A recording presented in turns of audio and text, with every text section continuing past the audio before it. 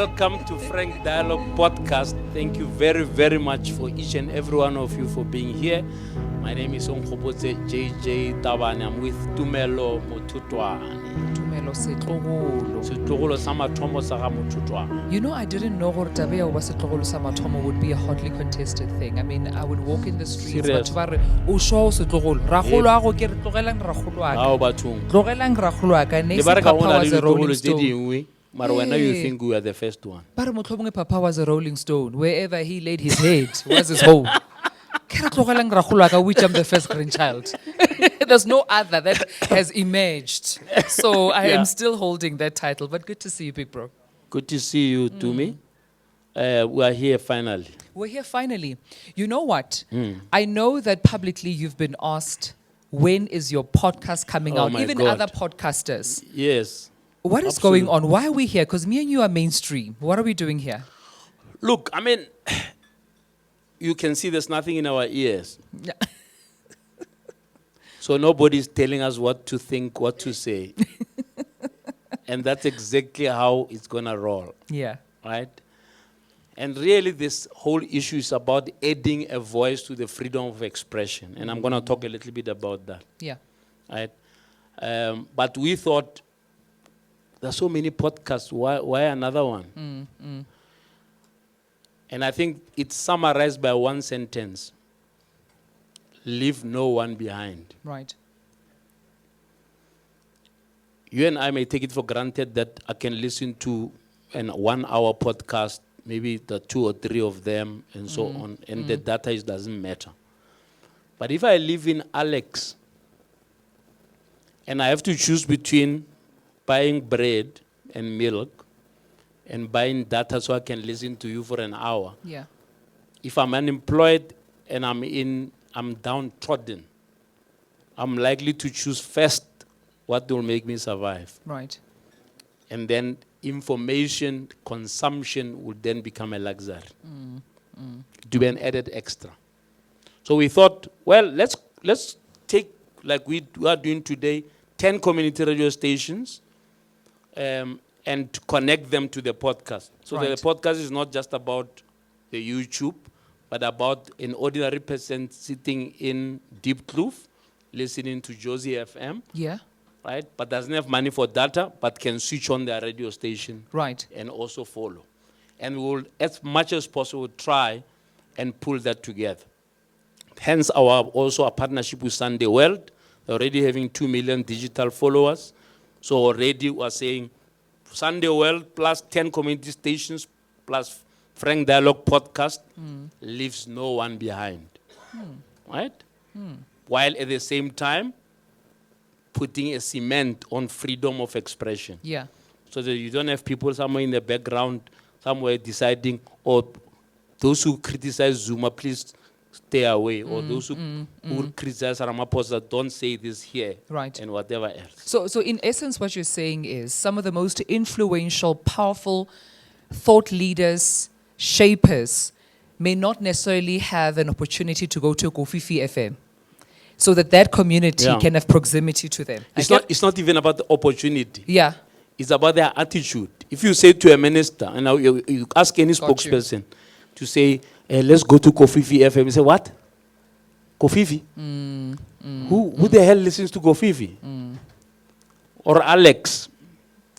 And I hope Panyaza won't be unhappy with me. You know, Panyaza, when we were still youngsters, he was one of the best government communicators, working for the Minister of Education. So 2 years ago, when I launched Frank Dialogue on your radio, I said to him, hey, let's go to Alex. Yeah. He didn't know it was. It was his first time to go to Alex FM. Okay? So I said to him, but these are your voters. Why have you not been to Alex FM? But he's, as you know, he's a very media-friendly person. He's been to every second radio show, TV show. But they had not been to Alex FM. And when people started phoning, you could hear that these people are not angry with him. They're just disappointed. Right. In other words, those are the people that they don't talk to often enough, directly. And then they get surprised when they get 30%. Sure. So in essence, in summary, frank dialogue is not trying to get a YouTube market share. No. You're intentionally making sure that Alex, Kofifi, whether it's a community in Cape Town, Absolutely. wherever they are, Limpopo, we're all connected so that we can Absolutely. be engaged in dialogue. But you're doing something unconventional Yeah. because it's seldom where I see, an audience in front where I see that there are intentionally handpicked Yeah. individuals in this room, colleagues of ours, Yeah. seniors of mine as well, Yeah. within the industry, in media as well, that are here to engage. Why was that Absolutely. important for this episode? We're setting the tone that this is going to be robust and unhinged. You understand? I mean, if you bring somebody like Brutus, Brutus, Yeah. Brutus. Brutal. You know, somebody like Tula Sizo Simelane. You know, the reason he's been hopping from one station to another is that he's too hot to handle. At some point, they're going to be angry with him. Yeah. You know, like all of us. So I wanted people like that who can engage. Tessa Dooms, you know, she Yeah. holds nothing back. Yeah. So the idea is to have a dialogue. It's not a press conference. Mm-hmm. So our big guest, Yes. the CIC, of course, doesn't hold back anything. Neither are these people. So you can imagine what's going to happen. So we're here to say, let's analyze the state of South Africa together, right, in a robust conversation. All right. And we are ready to kick off. You know I'm here to support you on your first day. I'm going to let you do all the conversations Yep. on the table. I understand before we get to the CIC, though, we're going to set the tone Yep. with Brutus. And we also have the Professor brutal Susan. Brutus. Brutus, right? yeah. Yeah, we'll have a conversation with him. You have Yeah. another analyst. And that will be Professor talking- Susan Boyson, yeah. Professor Susan Was Boyce my is also lecturer- here. Was my lecturer. She's responsible for what I have become.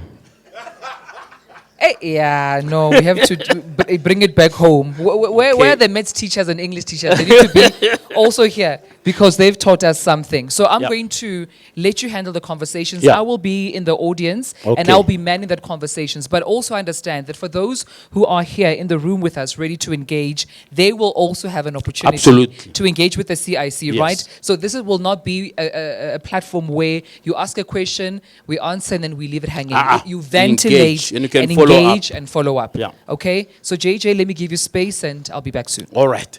No, wonderful. Once again, welcome to those who are following us from home through Sunday World, through Frank Dialogue, and through the 10 community radio stations from Alex to Mafikeng to Vembe, everyone around the country. It's a national imbizo. We're starting it here today. I just wanted, before we start with our analysts and the CIC, to just talk about freedom of expression. We take this for granted.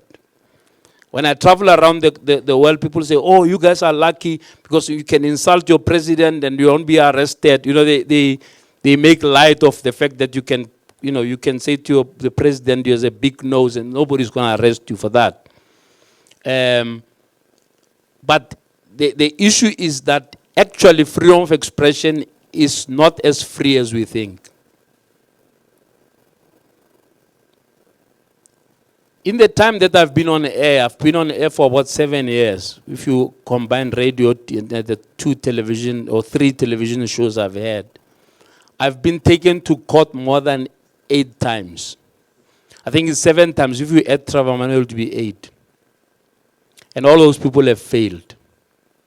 Because they were just told simply, but that's his opinion. But they will take you to court for not insulting them. Insult is an exaggeration. It's because they were just told straight in their face, listen, you are incompetent. I remember one minister, I think it was Minister Tulas Nxesi, not you, Tulas. Tulas Nxesi, wrote a long letter saying this is beyond the freedom of expression because he was called incompetent. He was not even insulted yet. I could insult him on many things, but I just focused on the fact that he's an incompetent minister. And he lost, of course. And I want to mention the others. All of them lost, right, from Mabuyani. I see Mabuyani is trying to sue the CIC as well. But by the way, our partner Sunday World ran a front page story that exposed Mabuyani's appetite for a master's without an honors. He was too eager to have a master's degree, so he thought he doesn't need to do an honors first. He must just, make it happen somehow at Fort Hare. That's in the front page of Sunday World. So of course I repeated it on television, and then I got 2 lawyers' letters from him saying, I'm going to sue you, and so on. I'm still waiting for him to because we told him to go jump. But I see now that when the CIC repeated this 3 or 4 weeks ago, he's now back on the bandwagon of suing for this master's degree that he wants. And so we may think freedom of expression is easy, but there are people who are willing to push that back. Just this week, I'm not talking about ancient history, just this week, the public protector writes a letter to the public saying, if you insult me as the public protector, you must know you're going to be fined 40,000 rand, or you'll be 12 months in prison. And that triggered a number of things. And it also triggered the issue of poor, I don't know how to put it, but poor solidarity within the media industry, where freedom of expression is concerned. That if it's not you on the firing line, you won't particularly care. I don't know whether you remember, and most of you are old enough to remember, that in 2009, a minister of police, I don't remember which one it was, threatened the media and said, if you dare take a picture of a national key point, you'll be arrested.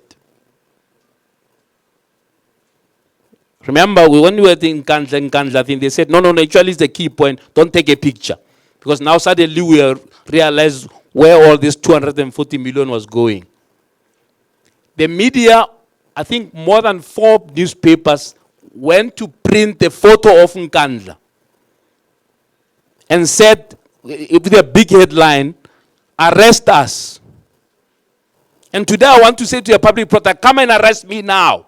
Because I want to tell you, you are a disgrace. You are a public protector of a public that doesn't feel protected, of a public that have crooks as police, of a public that are raped repeatedly, 10,000 rapes in 3 months. You have never threatened those rapists. You've never threatened those crooks. You've never threatened these thugs who are supposed to be police. But at the inkling of probably being criticized because of the Constitutional Court judgment that shows you for what you are, you threaten the public and say, if you insult the public protector, I'm going to arrest you. Come and arrest us. Start with us now. We don't even have time to do the second episode. Come and arrest us. Because you are a disgrace. And it's interesting that some people are left just to get away with murder. I mean, this public protector, we've got a Secretary of Parliament whose salary has been doubled in the few months. The guy, that post is supposed to earn about 2-point-something million. He's at 5 million, 2 times the president. And a person who's supposed to be a protector of the public purse is in love with this person and says, no, it's my boyfriend, don't bother me. And nobody's saying it, it's not a headline.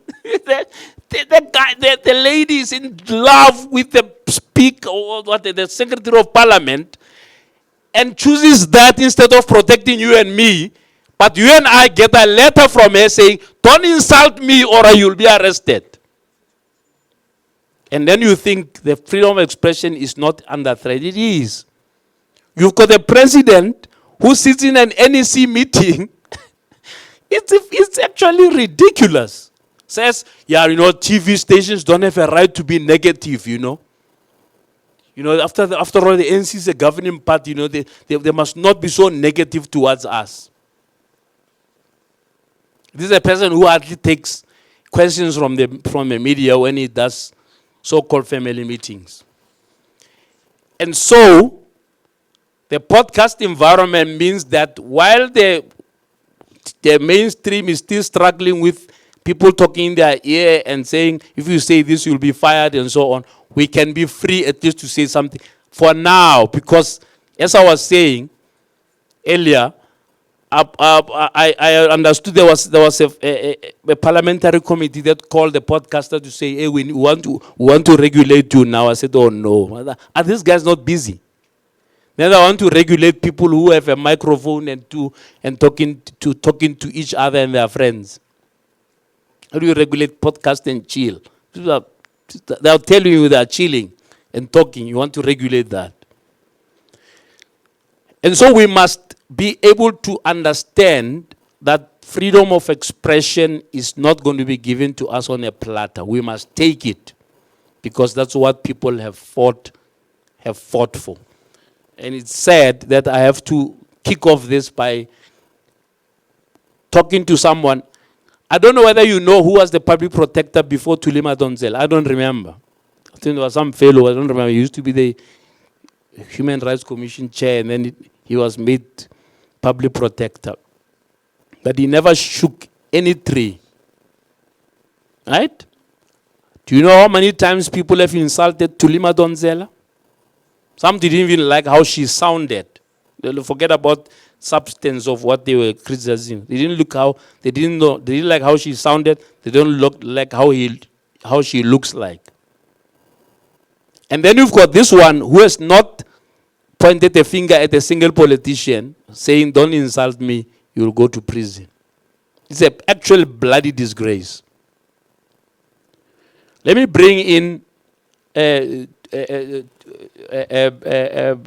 Professor Boysen and Brutus to come and help me understand a few things before we talk to the CIC. Do me? Indeed. And before we do, JJ, while of course the analysts are coming in to assist us rather than dissecting our topic today, I just want to encourage everyone watching live that has comments. Our social media is active on Instagram at Frank Dialogue, on TikTok at frank.dialogue, on Facebook at Frank Dialogue, X we have Frank One Dialogue, on LinkedIn at Frank Dialogue Holdings, on YouTube at Frank Dialogue. Because I've seen that even when we do the forums, we have quite a number of people on our live stream engaging, and they want their opinions heard. So you're more than welcome. I'll be manning the floor, and I'll be reading out some of your comments and your questions. So perhaps let me get just a consensus from some of our guests today to hear what their expectations are, as we of course prep up to hear from Prof. Susan and Brutus Malad. And perhaps we can just get a census of from yourself, sir, just to hear what exactly are you expecting here today? JJ mentioned earlier on that the people that are invited here have thick skin. They don't care about being cancelled and being blacklisted and blackballed on social media platforms. They care about the condition of this country, leadership, the state of our country. What exactly are you hoping to leave here with? I know Professor Tabani really well. We've had lots of interactions. We don't necessarily agree on everything, but I know that he wants the country to be a better place. And he's prepared to ask the hard questions, and that's exactly what this country needs. Somebody who fearlessly asks those hard questions. That's what I want to hear today. I'm excited to also hear from him. Thulasizwe, can I come to you, please, Thulas, because I've worked with you before, and if there's one thing that you compromise less on is lack of transparency. Surely you didn't drive here all the way because you were bored from your day job. You came here for something. What is it? Absolutely. I wasn't going to miss it for the world. Given the people who are in the room, when you hear that JJ Tabane is onto something, is busy with something. JJ, let me just give you one example. There's a day when, back in the days when I would work in the evening and drive home after my show, and JJ would be on air at the time. There's a day when he managed to get me angry. You know, he gave one of his rants like he just did now. I was okay when I left the office. By the time I got home, I was so angry. And we need to be, some of the issues, not some, a lot of the issues we face need us to be angry. We need to be angry and make it clear that we are angry. And therefore, I came here knowing that, and I'm honored to be in the presence of compatriots, patriots, people who truly love this country, whatever the political issues are, whatever the political lining and lineage is, the love for the country comes first, and I look forward to hearing from the leader of the EFF, Mr. Malema. Also looking forward to hearing from him. Thanks, Tulas. I'll come back to you in a moment, Jay. Just want to get one more comment. And it's so refreshing to hear, a respected, seasoned broadcaster say that, because often the question is asked, are we angry enough as South Africans? Are we angry enough? Perhaps we'll find out. My lady, thank you for joining us. Why are you here? I'm also just here to, provoke emotions and get what is going on with the current state of our affairs of our country. Thank you. Thank you so much. JJ, you've heard what we are here for. What do you have Wonderful. for us? Wonderful. Thank you so much once again for each and every one of you for honoring this invitation. Prof, good to see you. Thank you, JJ, and congratulations. Thank you. Thank you for coming through.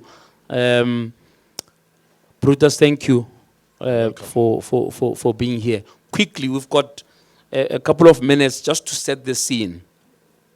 Prof, just kick me off with a Constitutional Court judgment. Obviously, a very seismic, if you like, political moment. Doesn't matter from which angle you're looking at it, right?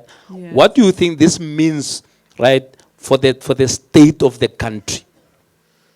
I think it's an amazingly deep, profound, turning point style moment for the country. Because even if we started by looking at the different interpretations of what this judgment is about, is it about just how strong is accountability, Parliament's insistence on the executive being accountable, Parliament's insistence on accountability, oversight over Parliament in general, or is it also about that substance, the process, the president, what the president is up to, what the president has not been held accountable for. And it is so difficult to separate those issues. So I don't see any point in interpreting that judgment as just something to do with process. It is about how the ANC over many decades have learned to handle the institutions of the country. And there's so much of that needs to be undone. But how they have handled accountability, how it has been such a part of the dominant party system. They have owned the institution. And what I therefore see in this last week happening is a full unfolding of that process. That process becoming undone. Unraveling and the in a sense, becoming open, much more accessible to everybody. And for me, that is part of this alternative take on reality of You're basically saying that they seem to be living in a parallel universe, because if you think about it, actually, Brutus, you'll come in here, it looks like the president thought he got away with this, if you think about it, because he tried to review the thing. The Constitutional Court refused. They said, no, go and start at the lower court. Remember, this was in 2022. It's 2026, right? 4 long years. So with that vote that voted down the report, he thought this is the end of the story. Because if he didn't think so, or whoever advised him said there's a possibility that this thing can be overturned, he would have then continued with the review then. Isn't it? Brutus? Yes, of course. I was seriously disappointed by Ramaphosa, and I will come to that. But what this judgment did was a rejection of a tyranny of the majority and the restoration of the supremacy of the Constitution. And I was disappointed because when you look at 3 factors about Ramaphosa, who is not a Jacob Zuma, he has got a law degree. You expect somebody who has studied law to understand the implications of this. 2, it is alleged that Ramaphosa contributed to the crafting of the Constitution. So while Jacob Zuma, why is it alleged? He was chair of the Constitutional Assembly. I don't know which paragraph he sponsored. No, come on now, man. But But here is the thing. Yeah. A person who has participated in that process Yeah. should understand what it means when there is an allegation that seeks to say you have not lived up to the standards of your oath of office. Yeah. So if you are a constitutional person, Yeah. this person who defends and protects the Constitution, we Yeah. need to be hearing something else from you. Yeah. The third point is that Ramaphosa has, since he came into power, styled himself as a protege of Nelson Mandela. Now, he styles himself that way. So what is it that Nelson Mandela would have done? Here is a president who left the office at the peak of his popularity. Yeah. And he said, it's enough. I've done 5 years. Let me go so that I set the tone. So if you are going to style yourself as a Nelson Mandela, we must Yeah. judge you by those standards. Yeah. Now, Ramaphosa comes and he says, okay, I neglected this process. Let me go back to it. Yeah. I mean, honestly, what that report says, this is a report not written by Mickey Mouse. It's a report written by A former Chief Chief Justice. You have got, what's the lady again? Who is part of that panel? A panel of 3. Yeah. I don't think that those people were smoking something. I think they were right in their conclusion that there's a prima facie evidence. And you would have expected something better from Ramaphosa. And Yeah. that is why I felt seriously disappointed. What does that do to us? I thought it presented a serious constitutional crisis where you've got a president who is living with this allegation, who now will be hopping from union buildings Yeah. to the courts. But he's been living with it since 2022, Prof. Do you think that it would have generated some goodwill if he resigned on Monday when he addressed us? Or, as Mbalula was saying yesterday, it would have destroyed the economy immediately and created huge instability and investor jitters? That's the irony and the tragedy of the times we're living in. Yes, it would have created some goodwill, but then imagine, and I'm not saying that it should not have happened because the consequences are rather dim. Imagine the infighting in the ANC, and the ANC that's still struggling to pull its conferences together to get those regimes to unfold, Yeah. that have a series of potential successes in line, but none of us can really imagine. No, but there's a any one of them deputy. doing the Why is job. that even a crisis? There's a deputy president. It is, totally. And none of those people are ready, or I would say able, to do the job. So I think many people... That's your opinion, that there's no successor for Ramaphosa? Yes, I definitely think so. I think I've said it on several occasions. That sounds like what happened with Mandela. When you remember, there was a whole book saying, when Mandela goes. You remember? Yes. Yeah. Yes. But we are not in that phase of South African politics anymore. There isn't a clear successor. And many people... Why is Deputy Mawashatile not a clear success? He I don't has understand. so many skeletons. Don't open that closet door. They could come tumbling out. And So are you saying it's better the devil we know? it's In other difficult words, to say. he must stay put until we have a successor, which assumes that But the that successor could be must be forever. from the ANC. We- Doesn't have to be. There are not clear-cut prospects of a successor immediately arising. And that means we are probably going to get, if the ANC stays in power, Yeah. somebody of lesser stature in that position. But that is not to say Ramaphosa must stay, because the alternatives are so ghastly. Yeah. But we haven't got a clear-cut idea as to how to... But let's get assume out he of it. resigns next week, because remember there was a whole rumor that he resigned. In fact, I think Zugwera Mantashe, who confirmed it even this past week, that indeed he wanted to resign, and they said, no, don't resign, right? So Brutus, what happens if he said, oh, I'm resigning now? I mean, is there a national crisis really? Yeah, look, I have written a piece in the Sunday Times, and I was imagining a future beyond Cyril Ramaphosa. I think we need to disabuse ourselves of this thing that we are hanging on to the ANC, that without the ANC, South Africa cannot survive. Yeah. South Africa has survived politically by disaster and economically by windfalls. Now, when you look at possible scenarios if Ramaphosa had resigned, Yeah. you would have a potential coalition of the three, of the ANC together. The ANC of Mashatile, the EFF, which is CIC, who comes from there, and MKP. That possibility, for me, in my article, I articulated that it would even give you maybe a chance to have 2 deputies. Because in any case, there was no outright winner. Why not negotiate a process in which you've got 2 deputies? The other alternative would have been to have a DA that says, okay, we will come in, but we want a deputy. And then you have got Jordan Hill-Lewis as the deputy president to Paul Mashatile. Sure. Then you also had other possibilities of calling an early election and so on. But let us start to imagine South Africa beyond the struggle heroes and imagine South Africa led by the young and vibrant. Yeah. Because we need that change.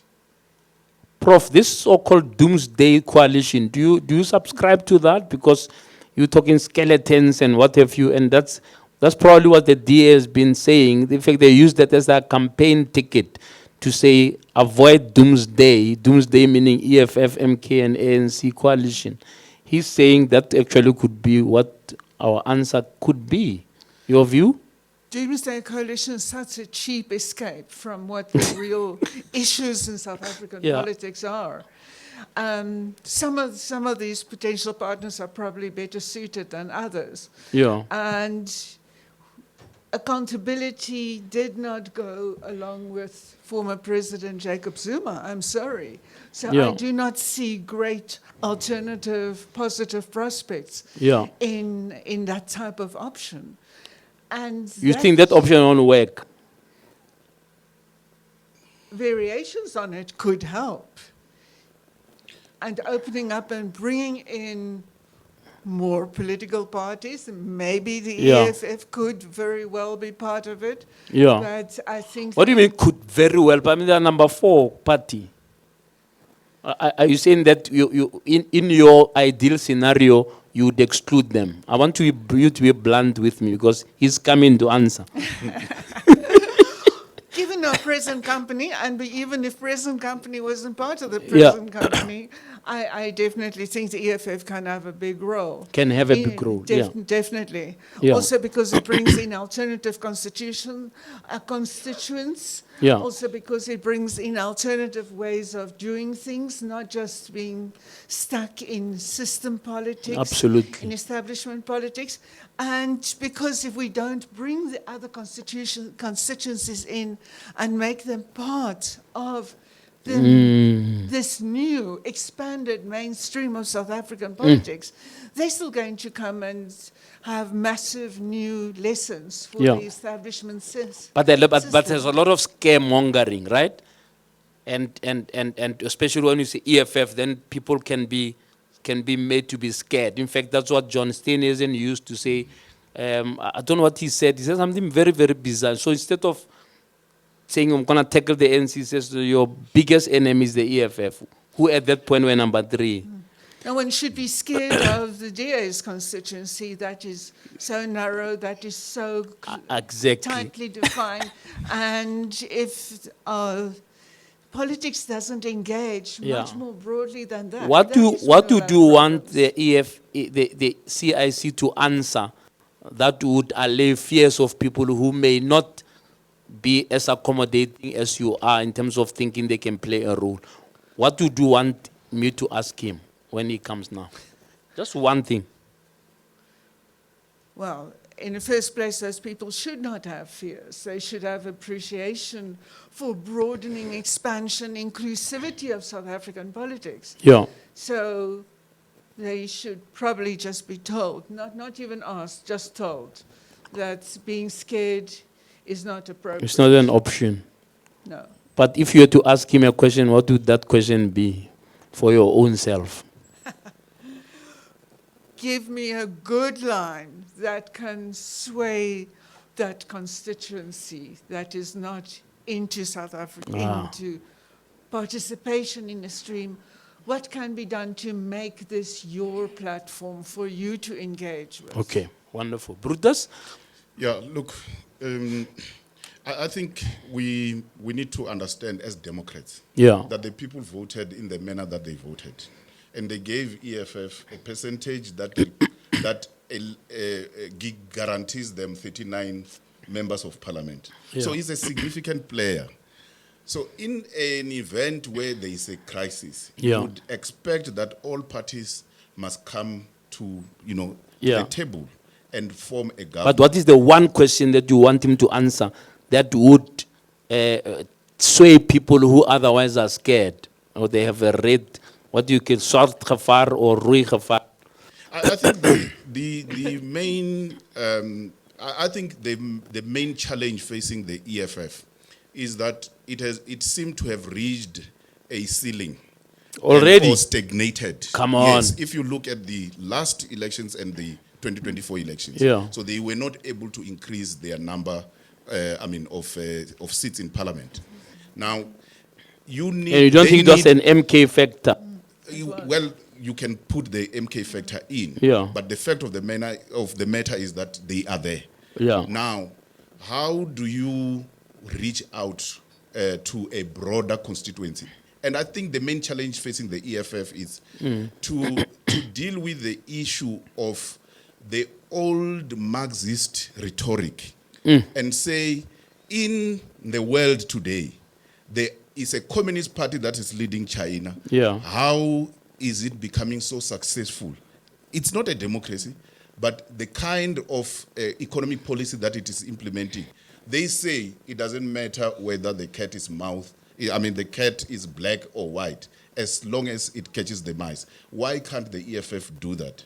And maybe come to the center, not more to the far left. Okay, thank you. Ladies and gentlemen, my analyst who set the tone for us, please give him a round of applause. Thank you. As we welcome the CIC to the stage. To me?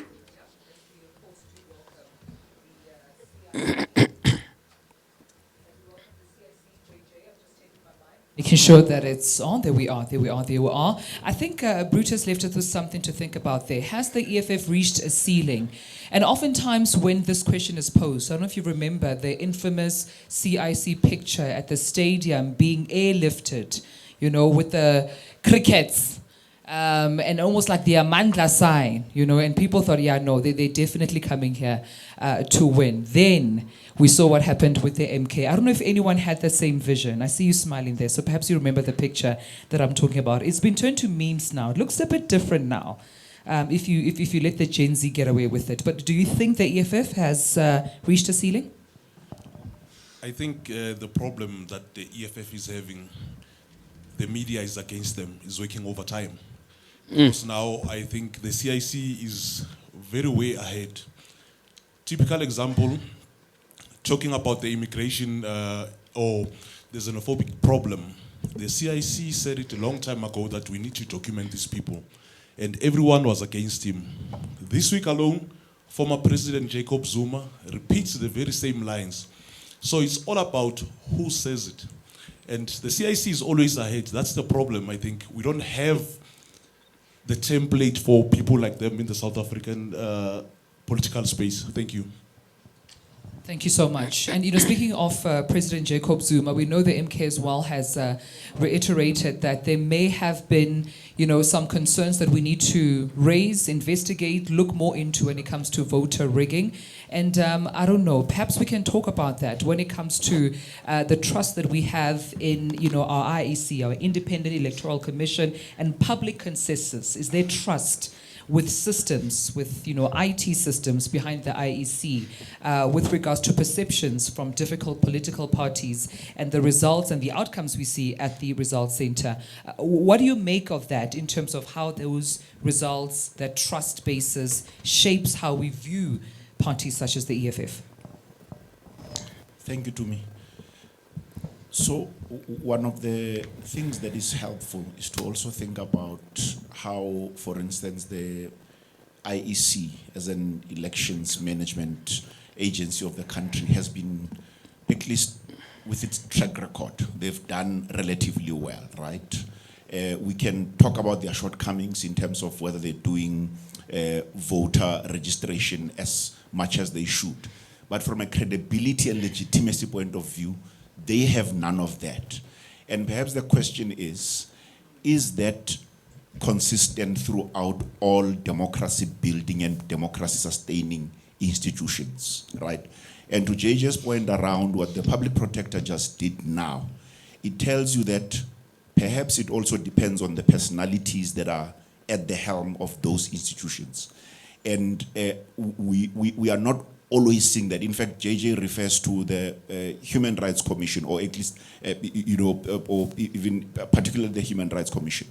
So you think about somebody like who started before Ndade Moshwana, Jody Kolapen, right? Did exceptionally well, at the time when he was the Human Rights Commissioner.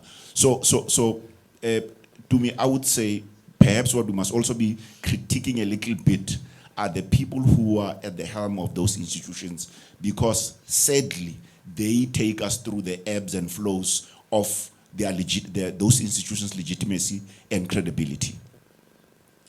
Thank you so much, because I think the issue around voter rigging and voter education and perceptions around trust within the IEC also have to be interrogated a lot more in terms of how we perceive political parties. JJ, do allow me to get more views in terms of what, of course, our colleagues expect to hear from the CIC. Everyone will be getting a fair chance to really banter, right, and engage with them and ask key questions that they're here for. I see some of my colleagues writing those questions down. Please ventilate them. But in the meantime, what are your expectations from the CIC? What would you ask him not to leave that table without answering to? Okay. Be honest, because Mama said, oh, what is he chewing in court every time he's going to, what is in his mouth? Is it jelly tots or Smarties? Because what lafuna? Yes, we just saw the stats of unemployment. I think about it on Tuesday that was released. Unfortunately, I'm part of the stats. 48 hours later on, our contract was terminated. So the issue that we are facing with these private companies, I feel like they are not properly regulated. They do as they please. If they feel like you challenge them in terms of whatever they ask you to do, but you feel like it's not part of the contract, they start using the bullying tactics in terms of now they start terminating the contracts. Yes, I think we'll gauge deep. Right? All right, we look forward to that. You also had a question or a comment? Yes, I'd love to ask Mr. Malema. I've got a couple of friends who are farmers. When you're going to start your killing of farmers, are you doing it in any systematic way? Is there a particular region you're starting, or is you going to do it alphabetically? Just like to know, because I want to warn a couple of friends. The farmer issue again. The farmer issue. All right, I'm just going to get a more couple of questions because the team just asked me to, of course, let others ventilate more, perhaps on this side. I've been on that side for far too long, and I see people squirming into their chairs. Yes, I'm coming to you, and Mzi, perhaps allow me to come to you. You write quite extensively, I mean, in the field, Julius Malema not being spared as well. You came here for a reason. What is it? I'd like to know, if he was the president of the country, if he were to form a government of national unity, who was he going to bring on board and why? Who? Not which party. Who? Individual names. That's interesting. I also see a couple of people nodding there, just in terms of wondering what that looks like. Let me come to you, sir. The CIC is joining us. Uninterrupted time to engage with us here today, and perhaps we know that even the EFF alone has a majority of young people in this country are quite leaning into their policies, leaning into economic freedom in their lifetime. They're not waiting to be in their 70s and 80s before they see that happening. What do you think is quite pertinent for him to address today, according to you? My question to you is, you walk into office today, you are the president of South Africa. What is your, just in summary, what is your industrial strategy for the country? All right. JJ, CIC, I might have overwhelmed you there a bit because usually there are tone setters of questions like, what's your favorite breakfast meal? What do you do when you unwind? And then we start with, what's your industrialization plan? As a tone setter, but over to you. That's too rough. Let's start easy, man. How are you? Fine, how are you? Yeah, well, it's been a while. It's been a rough year for the look of things. I mean, you kicked off January in what is now called Kwagompo. Yeah. And then April came. How did you feel? I mean, you know, a lot of people, you know, saw you standing there for 2 days, especially this last session of the sentencing, standing there for 2 days and listening attentively to what is going on. What was going through your mind? And is there in your mind even a room where you are thinking, what if actually I end up in prison? What's going to happen to this economic freedom movement in your temporary absence?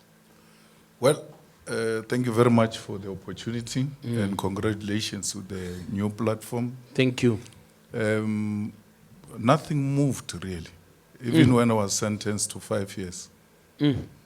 So when they do a lie detector, they put machines on you like this. And then when you lie, this finger, this one, moves without you giving it instruction. You even wish you can cut it so that you pass the lie detector. So this finger never moved.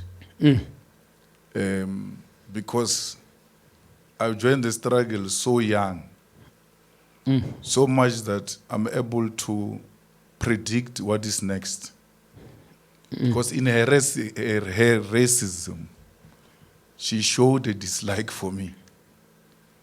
And she didn't use the law. She used the feelings. So the law doesn't work like that. That's why we criticize you tomorrow.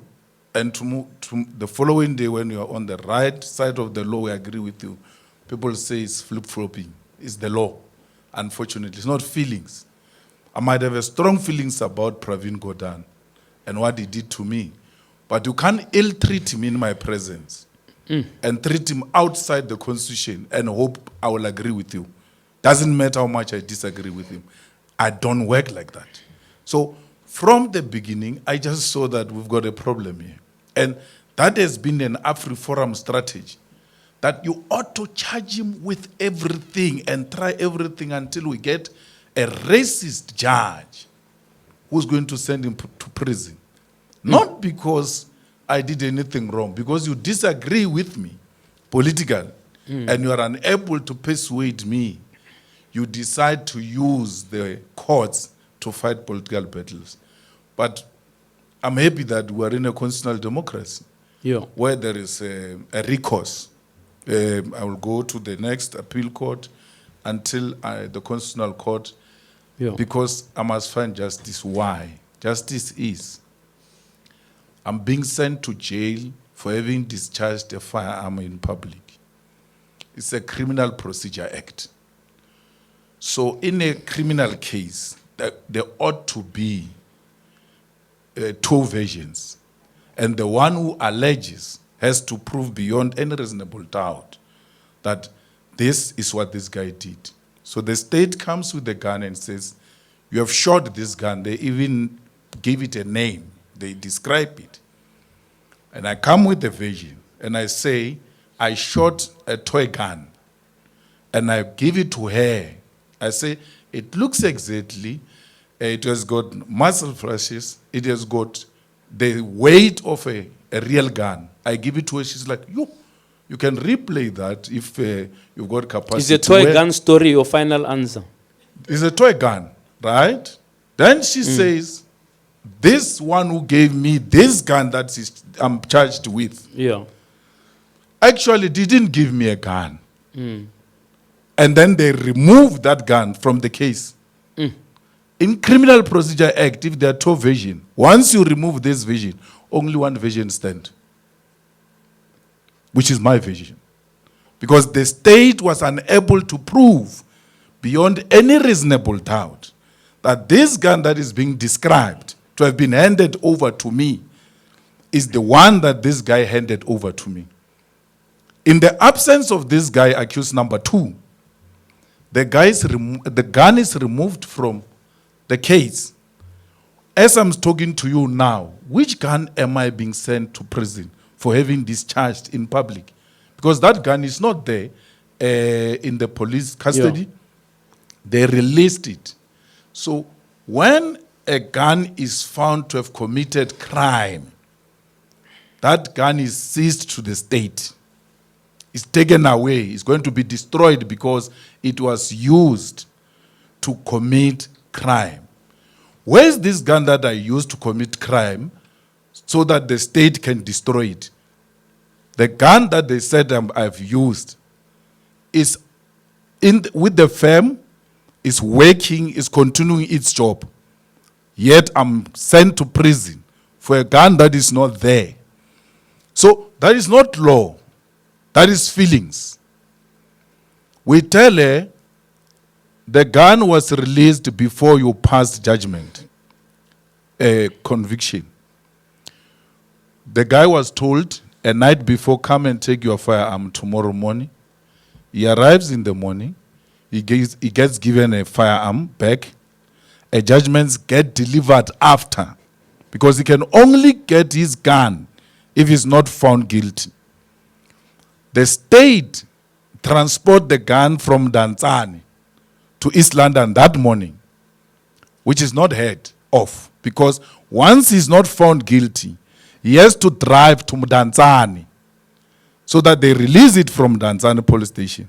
No, mine that I'm found guilty of is released at the back office of the court. But that assumes that the prosecutor knew the judgment before it was delivered. It's only fair, because my witness who came on sentencing told the magistrate that the gun was returned before you passed the judgment. She never questioned my witness, which means her testimony stands because it's unchallenged. It's criminal law. Yeah.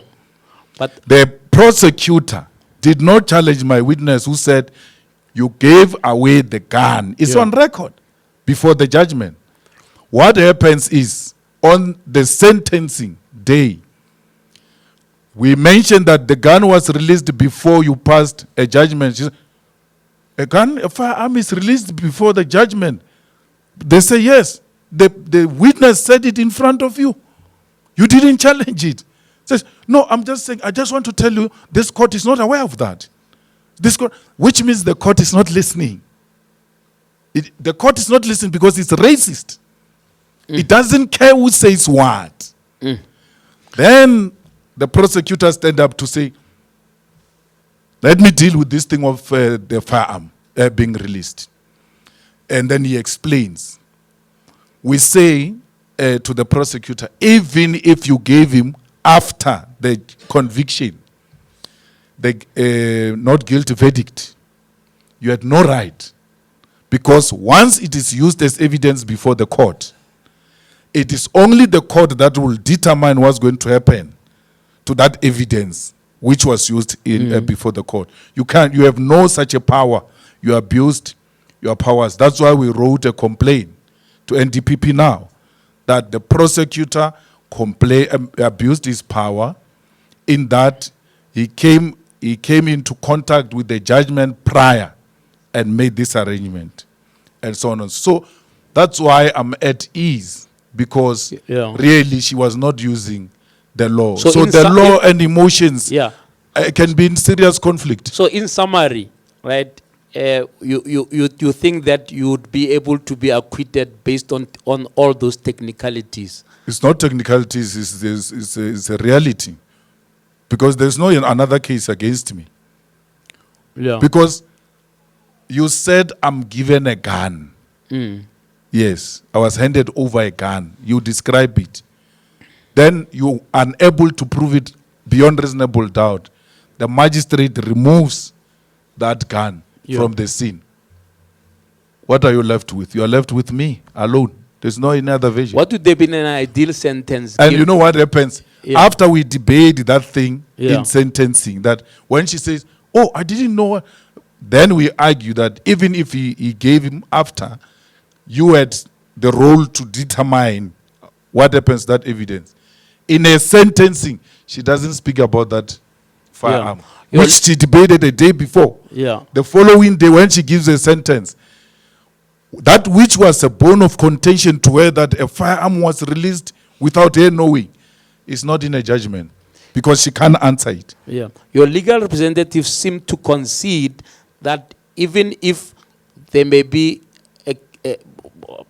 for lack of a better word, a case to answer, right, or some kind of responsibility, the sentences must not be so harsh as to be ridiculous, right?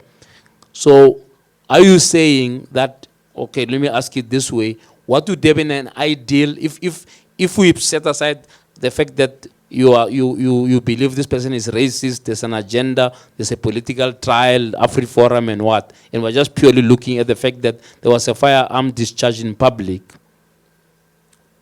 what would have been the ideal outcome that would be fair in terms of everyone being equal before the law?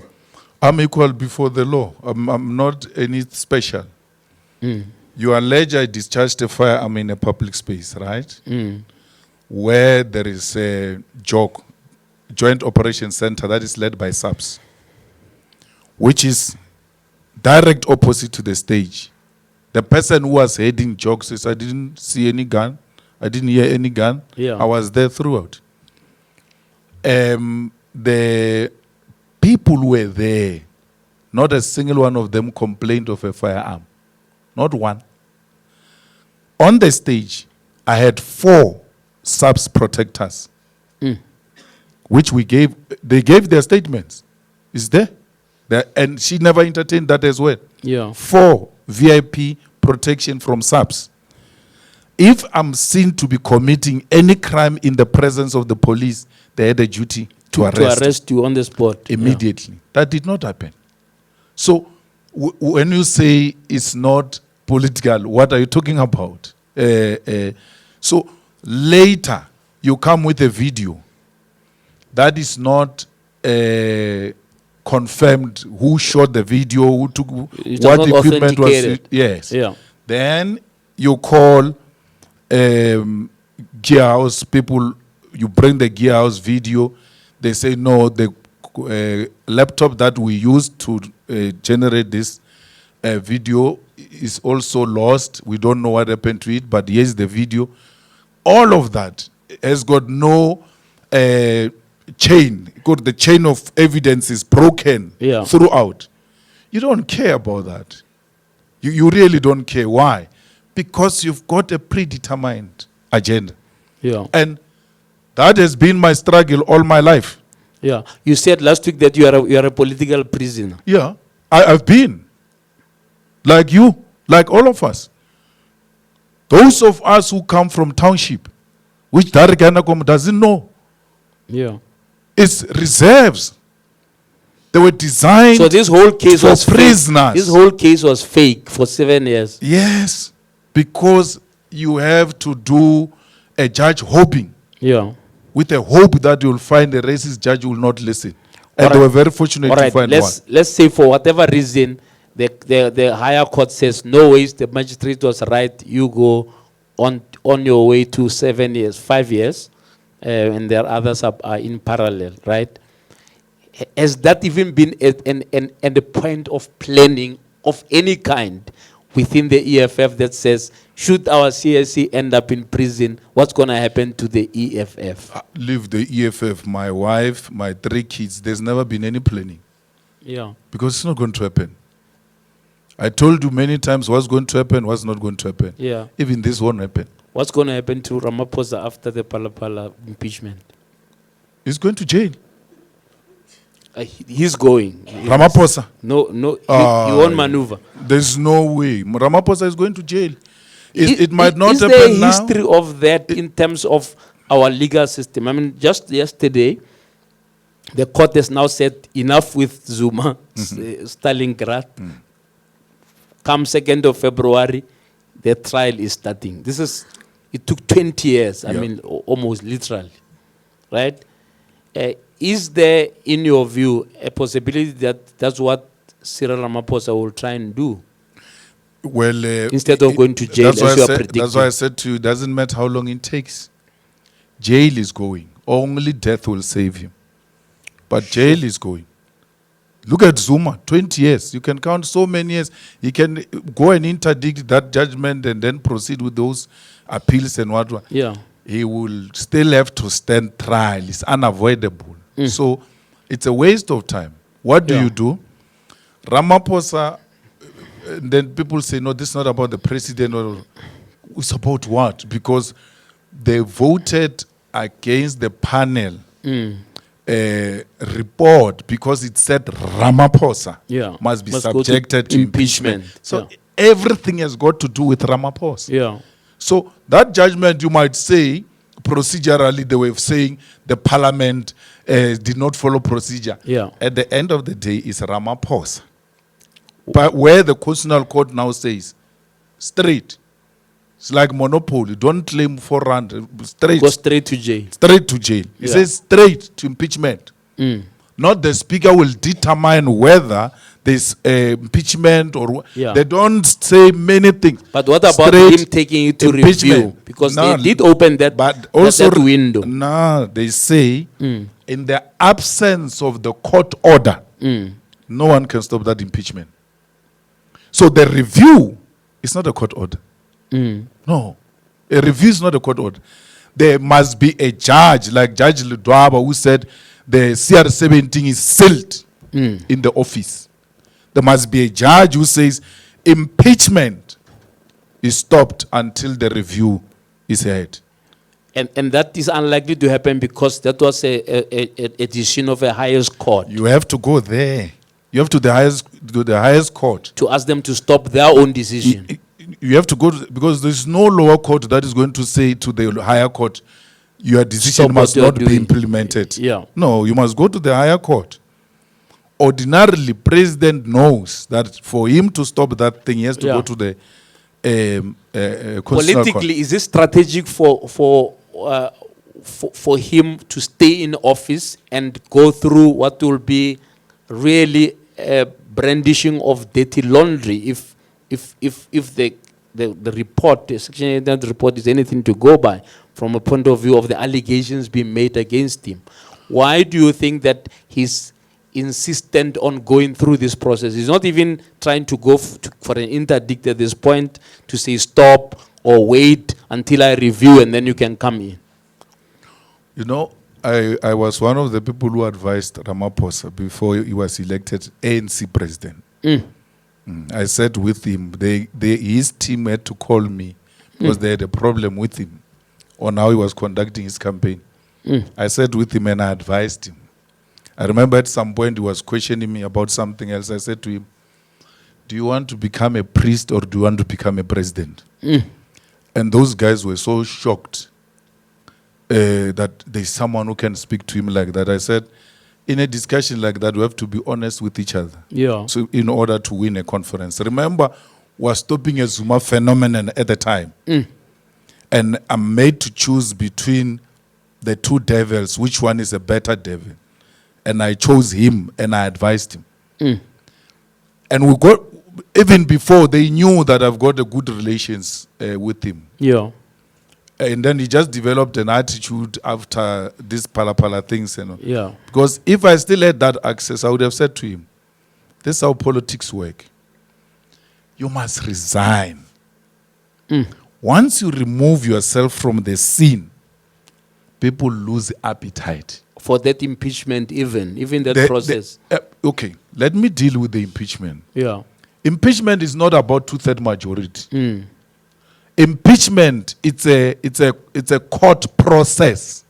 You are worried about 2/3. What that's no issue. Comes at the end. Right at the end. We don't want that 2/3. Yeah. You can keep it for what it is.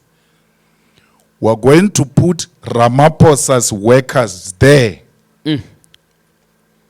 If he doesn't resign, it means he's fighting.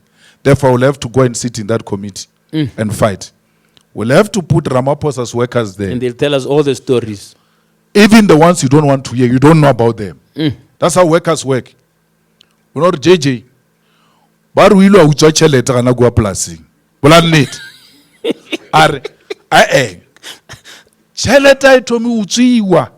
It's not for the first time they steal the money there. You remember at what year? They tell stories, workers. Yeah. There was once money stolen there. And Vuyani was accused. Yeah. They beat him to death. There is his shallow grave in that farm. You are going to get what you are not looking for. That's what Madlanga is dealing with. Yeah. That's what the other committee is dealing with. We are looking for drug cartel. We are now dealing with Nkosi. We are dealing with useless things. But we were told the country is run by a drug cartel. Yeah. But we're dealing with something else. That's what impeachment is going to do. So your advice to him would have been to resign in order... Once you resign... Not to have this dirty linen. And you know why I will not sit in that committee if he resigns. Because remember, that Louis guy you're talking about of the DA. Yeah. So uneducated, typical whites, right? He says, no, he must not resign because if he resigns, he won't sit on impeachment. Listen to this fool.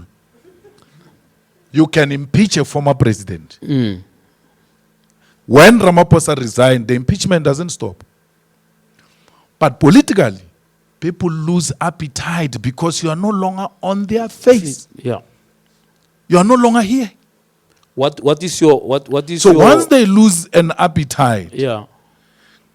You know, when the CIC wants to sit there, they're like, hey, chief. But is that strategic discussion not happening within the ANC? No, they don't have it. They allow this bully of an SG to run them amok, and the guy has got no respect for process. Doesn't respect even ANC internal processes. That's why when he loses a conference, he disband people and put his lineup as interim leadership. He's going to do that in the Eastern Cape. So he has no respect for process. But don't you agree with what Prof was saying, that if they were to remove him, they're not ready for the alternative. They're not ready for succession. Prof is wrong. And Prof must be very careful about that response because it borders on racism, right? How? Look at the Western Cape Premier. Yeah. We don't know that guy. Alan Look at who's that? Look at the Cape Town mayor. Who's that? Look at John Steenhuisen. Who's that? What struggle credentials do they have? What do they bring on the table? Yet they occupy positions. Prof is unwittingly saying there is no black person who can succeed President Ramaphosa. That's what she's saying. Why was there a successor we didn't know? Saying Paul Mashatile skeletons. I'm saying, why was there a successor in Western Cape that we didn't know of? And no one questioned it? Why? Who's this boy to lead the DA and to run our country from behind the scenes? And no one says, hey, there's something wrong. Who's this guy? Paul. Yeah. Is a rightful successor by the law of the ANC. As a deputy. And Prof should know that. The constitution of the ANC says, in a situation where the president is unable to discharge his responsibilities, the deputy president shall take over. Are you ready for Paul? Yes. That's what you chose, Mus. What must I do? That's what South Africa chose. What must I do? I have a deputy president now. Yeah. If Ramaphosa dies, what's going to happen? And if you are genuine about it, Prof, are you saying Togo Didiza can't be president? If you're honest about it, Prof, if you're honest about it, I'm giving a woman, because there's nobody, I'm helping her, Prof. I'm helping Prof. I am not Prof. Is Nkosazana Dlamini Zuma not capable to be president?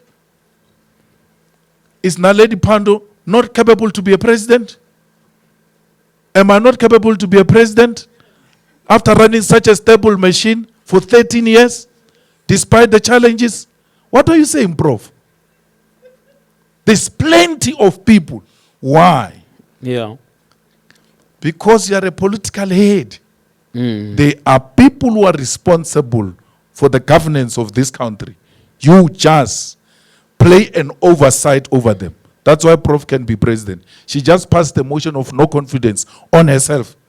She said, I can't see anyone outside Ramaphosa. That's wrong. We are just there to play an oversight. Let's predict what's going to happen. There's a 31-man committee, committee, that is now impeachment, right? What is your prediction? I mean, do you think that at some point sense will prevail for Ramaphosa to see that his review is not going to stop that process, nor will it make that process better or lighter? Because remember, what he's gunning for, or hoping or praying for, is that some judge will say this report is rubbish, therefore it will stop the process. That judge will have to face Maya, not me. I wrote to Ramaphosa's lawyers this morning that, remember, we're an interested party. If you are going to review the panel report, please cite us. If you don't cite us, we're going to apply that we must be joined to that case. And we're going to demand cost from you, because we warned you that everything you do on Phala Phala, you must pass here. So you want to oppose the review? We're going to oppose the review. Yeah. And then we are going to oppose any possibility of interdicting the impeachment. Because those are two things. Review has got nothing to do with impeachment processes. Yes. I said to Lebogang, my good friend of mine, Lebogang, I don't care whether you vote against it or not. But I'm going to say to you, this is what your president did. And the evidence is so overwhelming. Use your politics and your numbers and your conscience to decide what you want to do. Let them vote against it, but let the truth come out. And we'll bring the truth out. It's not about, and that's what judgment number 3 says. It says, more than finding, voting in favor or not in favor, it is important to be transparent so that when a voter makes the next vote, is aware of what is at play here. Transparency is what your president was elected on. It was, we're told he's the most transparent man, is going to bring accountability and so on and so forth. What he did since he came into office was to block transparency. That's what he did. He has been seized with blocking transparency, either using majority, now using the courts, because majority are not going to work now. The numbers have shifted. What do you make of him firing Tolashe yesterday? Do you think it's a last He's got no moral standing to even talk about Tolashe. We're at the highest level now. When he leaves, Tolashe goes. It's automatic. When a president resigns, the cabinet gets dissolved. So why should I be worried about Tolashe? It's like taking me to concentrate on cockroaches when I'm confronted with a crocodile. I get all of them through him. It's not only Tolashe. Remember, they say Maruping. What's Maruping's name?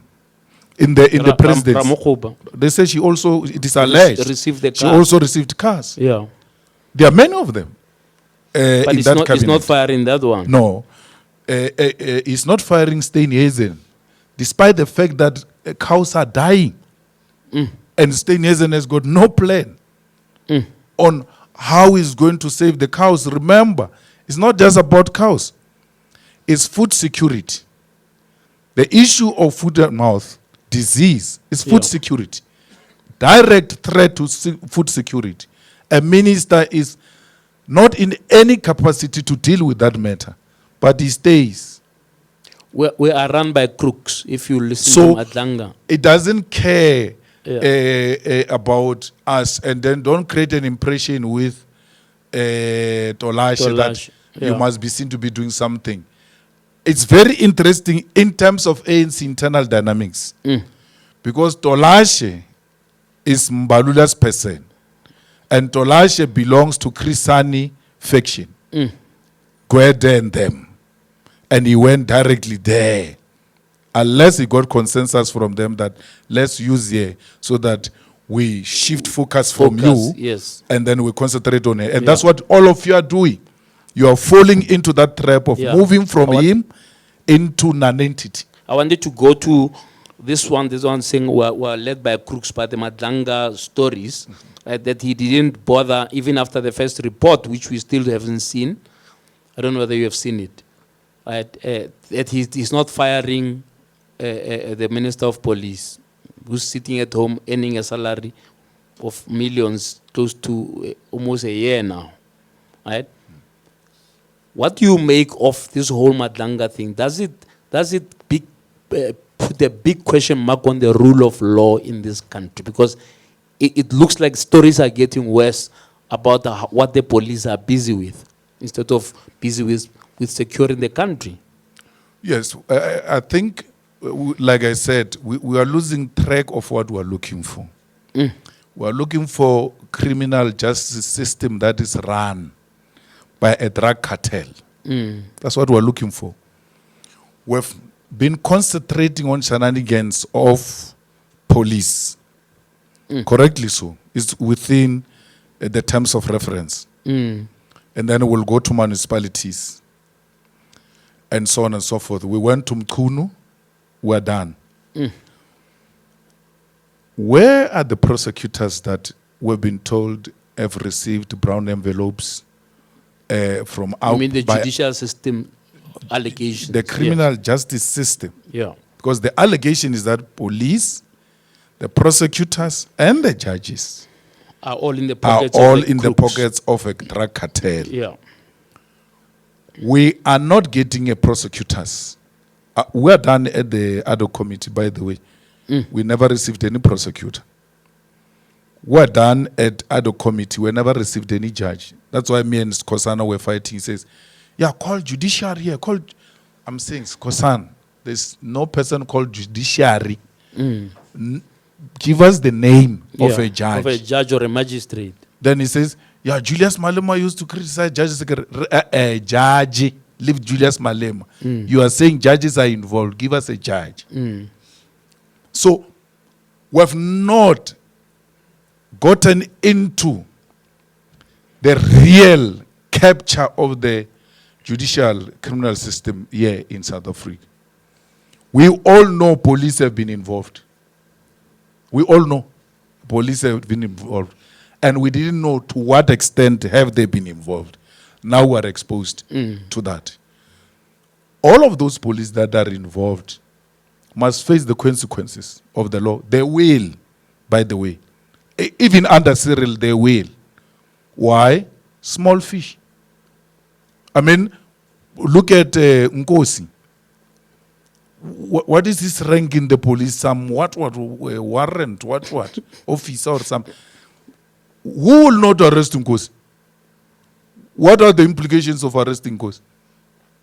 So it will be easy to arrest the police because it's a small fish. We are not getting the big fish into this matter. And I don't think we're being successful as a result. We're being excitable. We're being excited by being given this one.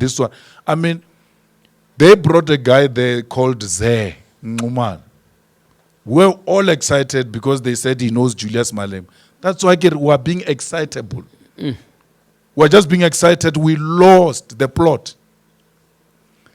It just took one press conference for me to say, Zeh is not my son. He's got his father with a high profile. So don't talk to him. Don't talk about him like you're talking about Ratana. Like I'm his father. I'm not his father. But Zeh knows Rupert's daughter. Used to go to Rupert's house. They were so close with the son, with the daughter. So much that the daughter will sleep on the lap of Zeh in front of the father. You all know that. And you don't say Zeh is a friend of Johan Rupert. You say Julius Malema. And you're all excited. But they know that he knows Johan Rupert. So they throw things that are going to excite you to move you away from what was the real issue when we started this process that we've spent so many Many millions, millions, on it. So, really, I can tell you, that thing has been moved from criminal justice system into police inquiry. In summary, if somebody were to listen to you to say, what is the solution? You are now in government, or they bring you into government, they make you Minister of Police, and then you've got this Madanga report so far, or even if it's not a full report, but what you have heard so far, what would be the one or two things that you do to intervene, to stabilize right at the top? Because now a lot of people are saying, why arrest the National Commissioner for PFMA, which half of all those ministers are guilty of? Exactly. I mean, you know, the problem in the police now is that factions are contesting each other. And it has always been the case in the police. You need to stabilize the police, and you don't need to arrest Masemola to do that. Masemola is not a solution to stabilizing the police. You need a decisive force which is going to say to men and women in uniform, you're going to conduct yourself in this manner, or else I'm going to act on you. That's why Masemola says, no one gave me that report. I didn't know about that. And then it takes a provincial commissioner to call a press conference with your permission as a national commissioner. If a provincial commissioner brings such issues to my attention, I'll call a press conference myself and say, you stay at your own place. Let me deal with these matters. These matters are beyond the province. Your pay grade, These are national matters. Masemola is not a solution. So you ought to get very decisive commissioner of police Would you to still stabilize. appoint Mkwanazi? You already said that months ago, even before he did what he did, that is the caliber of a national commissioner. With what you know Absolutely. now, would you still appoint him? Absolutely. Mkwanazi is capable of leading the police force. My disagreement with Mkwanazi doesn't have capacity. That's why I said to you, if you are right, I'm going to agree with you. If you are wrong, I'm going to disagree with you. And I expect you to do the same with me. So where Mkwanazi get it wrong, I'll call him out. I'll call him out that I don't need his permission to praise another person and say, you are a national commissioner material. I didn't say you're going to become a national commissioner. It's all within my right. It is within my right to say, when Mkwanazi says, I met Khan through Malema, creating an impression that I was looking for him. I never looked for him. I was told by Khan that Mkwanazi is looking for me. And I'm correcting that thing that, no, tell them that you are the one who was looking for me. All right. So I'm not questioning his capacity to deal with the police issues. I get that. I want to go to the colleagues now to give you a bit of a challenge on a few things you have said. No, but I want to deal with the issue of EFF having reached a ceiling. All right, before you deal with that. No, you can't. You'll deal with it, but not now. But he challenged me before he sat down. I'm in charge. But he challenged me before he sat down. You'll deal with it. I want you to deal with immigration quickly. Okay. Right? The last time we had a conversation, I think it was 2 interviews ago, right? I think we did this at Alex FM. I asked whether or not, with all the correctness you may believe you have on how you are dealing with the immigration issue, is there a way in which you have rethought how you're going to repackage this thing as a communication message to the people about what your actual stance is on issue of immigration? Quick answer on that, and then we can engage. There's no repackaging of anything. Repackage what? You want me to repackage the truth? You are asking me to lie. That's an EFF position is properly captured. Like one of the speakers here said today. Everybody now says what the EFF has been saying. I'm not going to follow that riffraff of KZN. A tribalist riffraff that has got no idea. Who's the tribalist riffraff? That those people who are marching every day. Oh, march and march. Yeah. And then because of that, I must change my position because of fools, illiterates, that make no reference to any law, immigration law, nothing. When you ask them, what do you need in law to be changed to accommodate what you are saying? Yeah. They drink Intelis. And then Intelis must change me. That someone is smoking Intelis, and then I must change my view. Yeah. Those traditional herbs they take okay. when they march, when you ask them questions, they do, and then that must make me change. I can't change this. There is no persuasive argument presented to make me change, except foolishness. And I'm not part of foolishness. I see some countries have said their citizens must be cautious. I think it's Kenya, one or two others, even Lesotho. Yeah. You know, saying that there's a lot of xenophobic and so. How do you deal with this whole issue, especially that is riling up other countries, our friends in the continent? We are not xenophobic. There is a group of fools sponsored by government to create an impression that was xenophobic, but the real issue is black on black violence to divert attention from real issues. The same strategy was used in the early 90s when we were supposed to concentrate on what was about to happen, bringing democracy, which was an immediate task at the time. They sponsored black on black violence, and interestingly, they did it in KZN and Gauteng. Right. And that's where these xenophobic things are happening.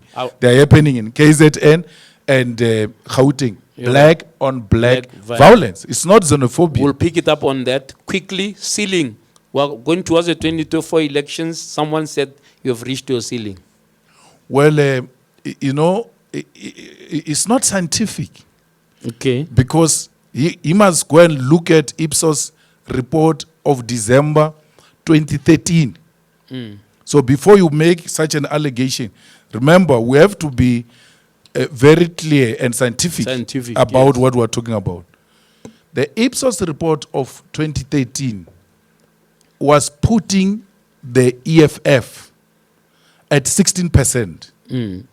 And that was before the Zuma phenomenon. Before the MK was Remember, the launched. December announcement of Ipsos will mean a research that was conducted before December. Before December 16.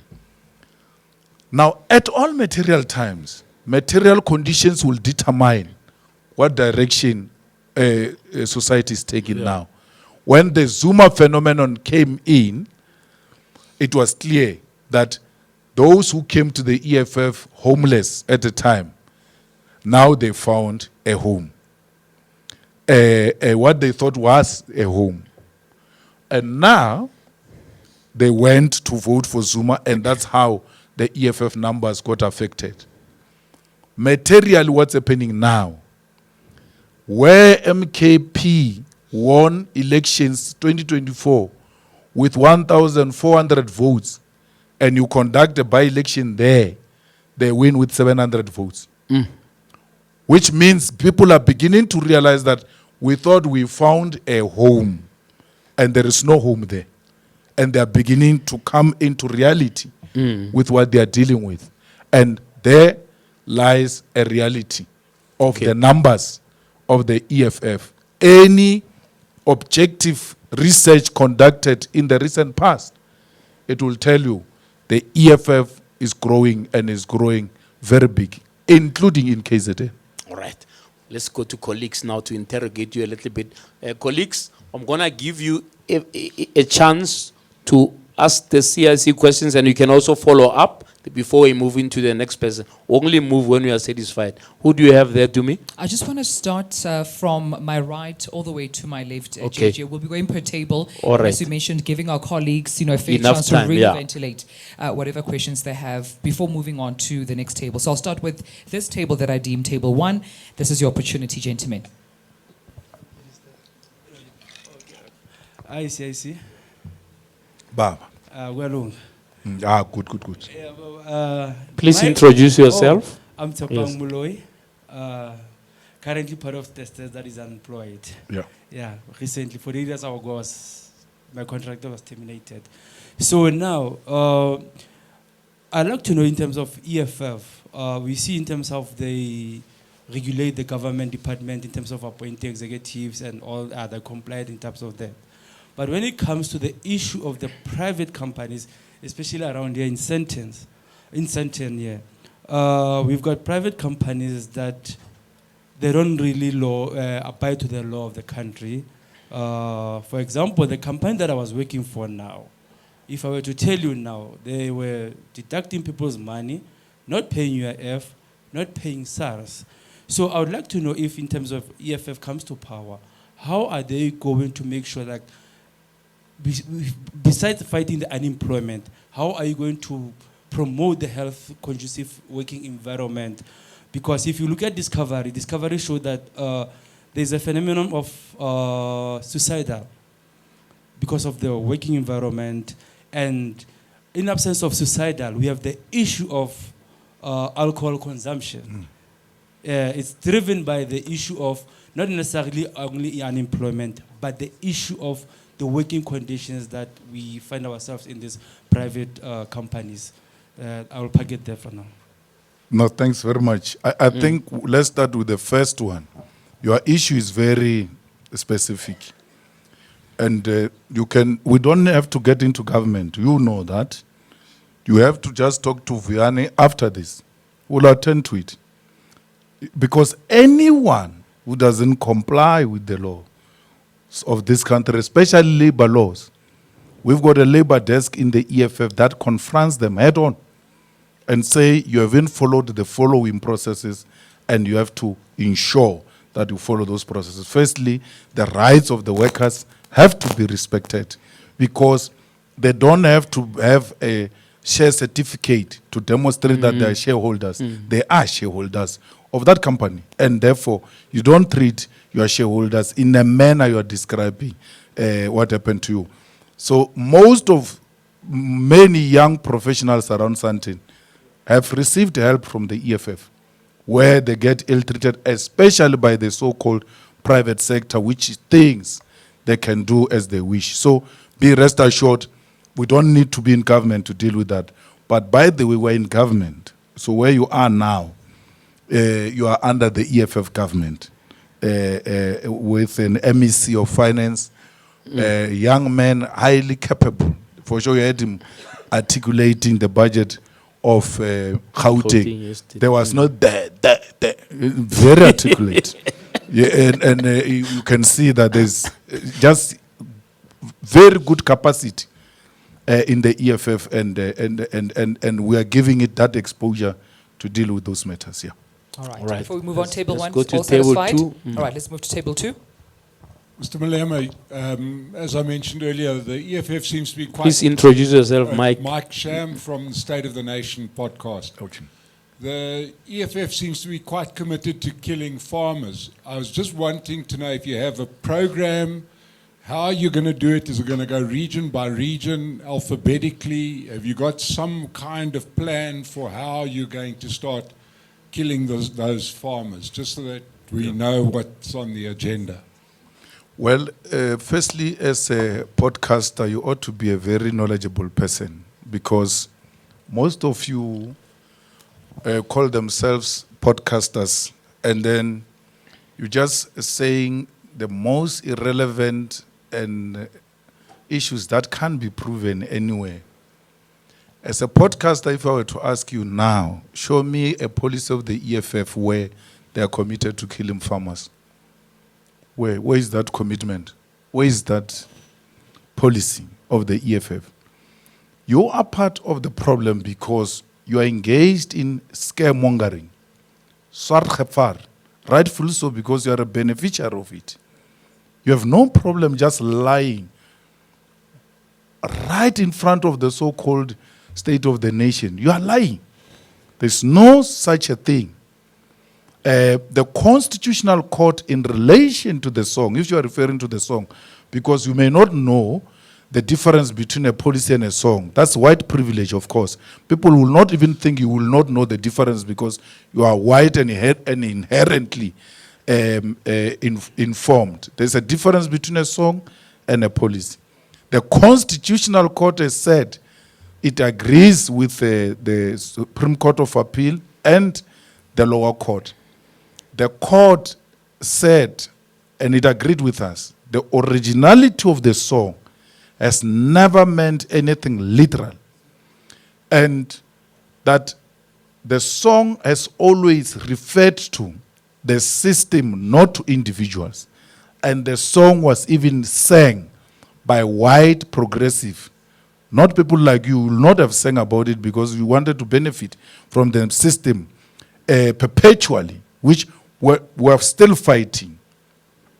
So there is no farmer that's going to be killed by the EFF because Mugabe did not kill any farmer. Thabo Mbeki did not kill any farmer. Nelson did not kill any farmer, yet they sang this song. We did not coin this song. Again, because of your privilege, you may not know the history of the song. If you knew the history of the song, you'll know who didn't coin the song. The song comes from the trenches of MK. It's an ANC song. It's a struggle song. We've inherited it, and we continue with the legacy of struggle in South Africa. Why didn't we ask ANC, when are you going to start killing farmers? Because you have been singing this song for too long. You know that your conscience is very clear.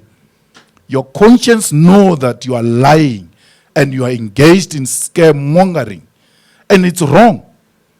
Don't only say conscience must apply to politicians.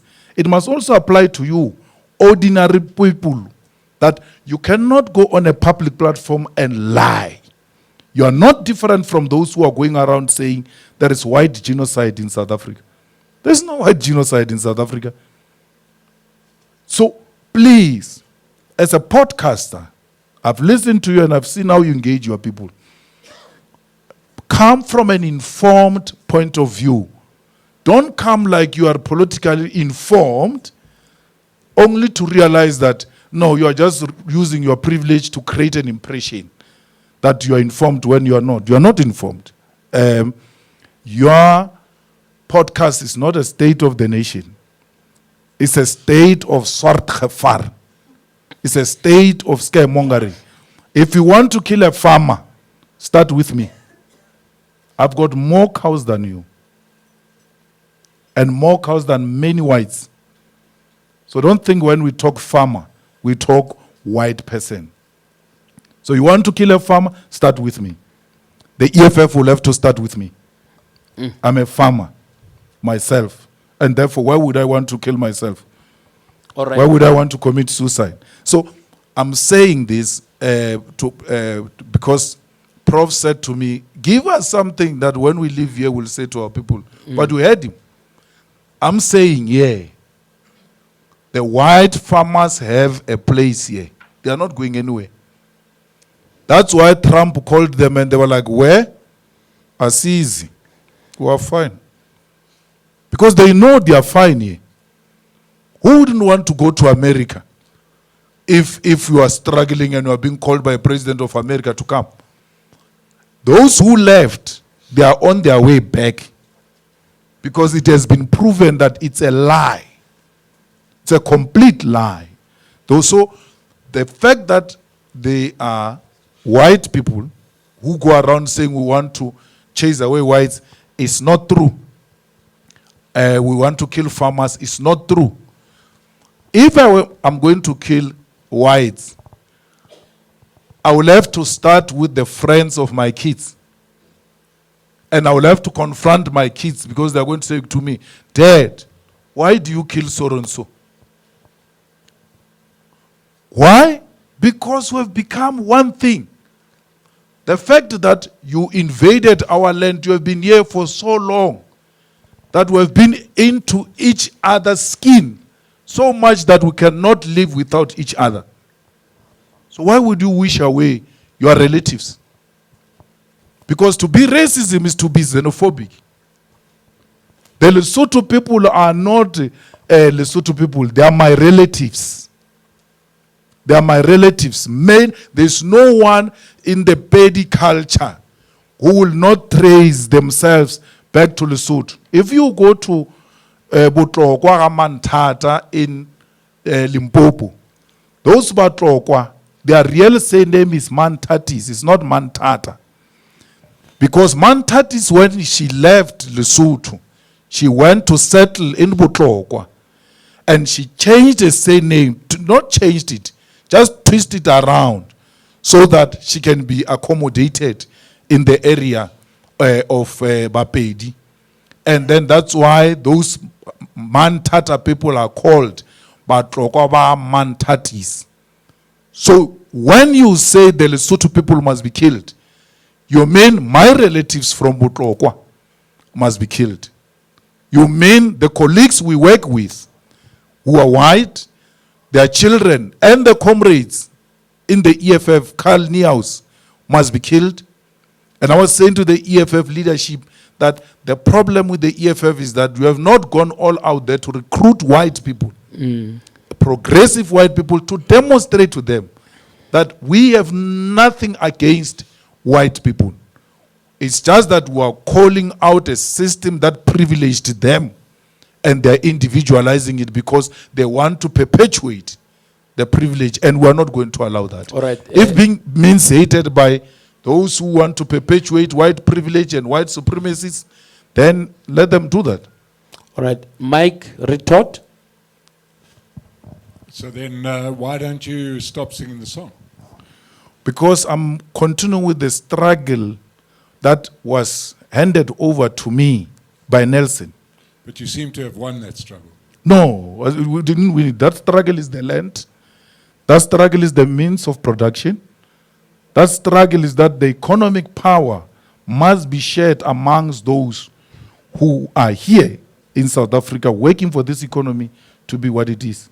So we have not won because the struggle was about transfer of political power, economic power, and social power. So even with social relations, you are still superior than us. Economic relations, you are still superior than us. Therefore, the struggle has not been won. So until such time as you deem the struggle to be over, you're okay with singing a song that is not universally popular? No, you want us to stop singing the song so that you can continue to depoliticize our youth. Because you know, with a depoliticized youth, you will reverse the gains of 1994 and create that impression you want to create to me that it seems you have won the struggle. When you know very well, we have not won the struggle. Nelson, when he handed over power, he said to us, the struggle is not over. A luta continua. That's what Nelson Mandela said from his mouth. So this is like a race without a finish line? No, there will be a finish line. If you hope he's not going to finish, wait for the EFF to come into power, we'll finish it.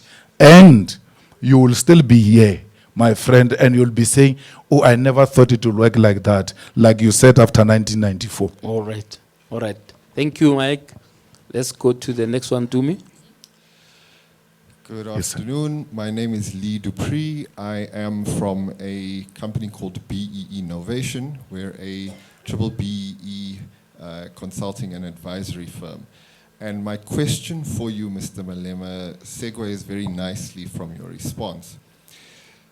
And it's that we don't hear you speak very frequently about the existing transformation policies like triple BE and employment equity.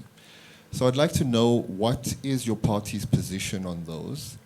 And should it ever happen that you became the governing party in the country, would you scrap the existing transformation legislation?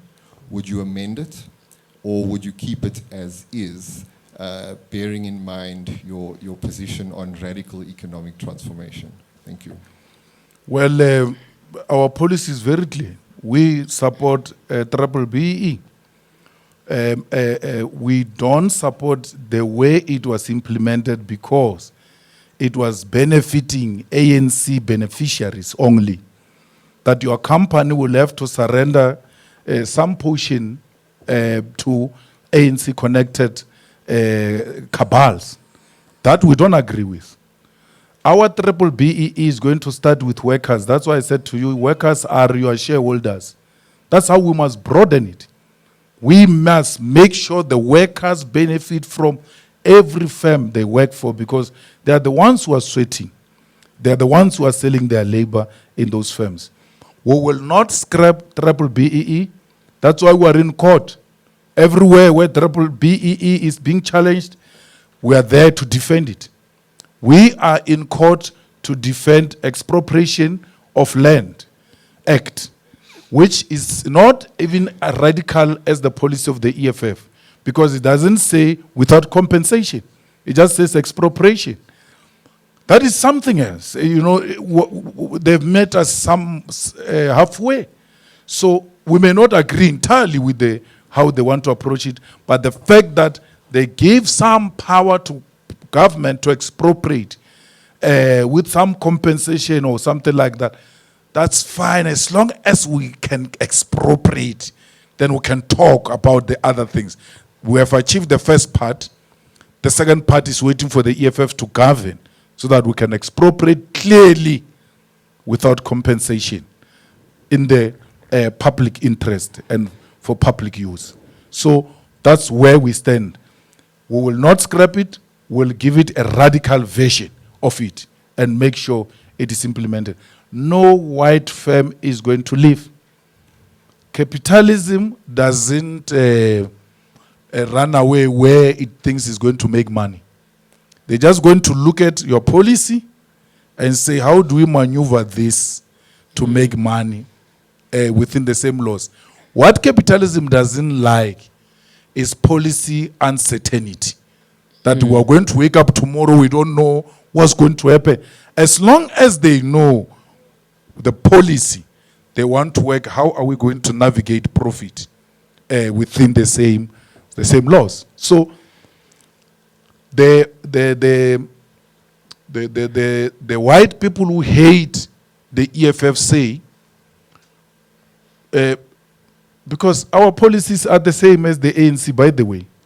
Our policies are ANC policies, but the radical version of the ANC, not the Ramaphosa's version.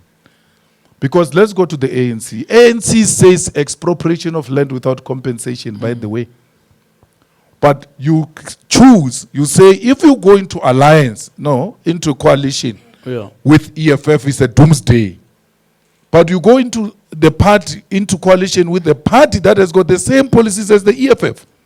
Yeah, and from the recent conference, yes, the resolution on land. Ask any question, Prof, on policies between EFF and ANC. We are aligned. We are just the radical version of it. But the policies are the same. So what are you using to determine the doomsday? Because the doomsday is policy. Where we governed, nothing became doom. We were in Ikuruleni. Everything became bloom, not doom. When we left Ikuruleni, everything collapsed, became doom. We are now in Gauteng. We are MEC of Finance in Gauteng. What is doom? Which investors disinvested in Gauteng because MEC of Finance is EFF? It's a lie. And those who are saying, no, if you go with the EFF, they are going to, investors are going to run away. It's not correct. It's a lie. So we have demonstrated everywhere where we governed. I was saying to the colleagues outside before we came in here, that do you know we started governing this country from 2016?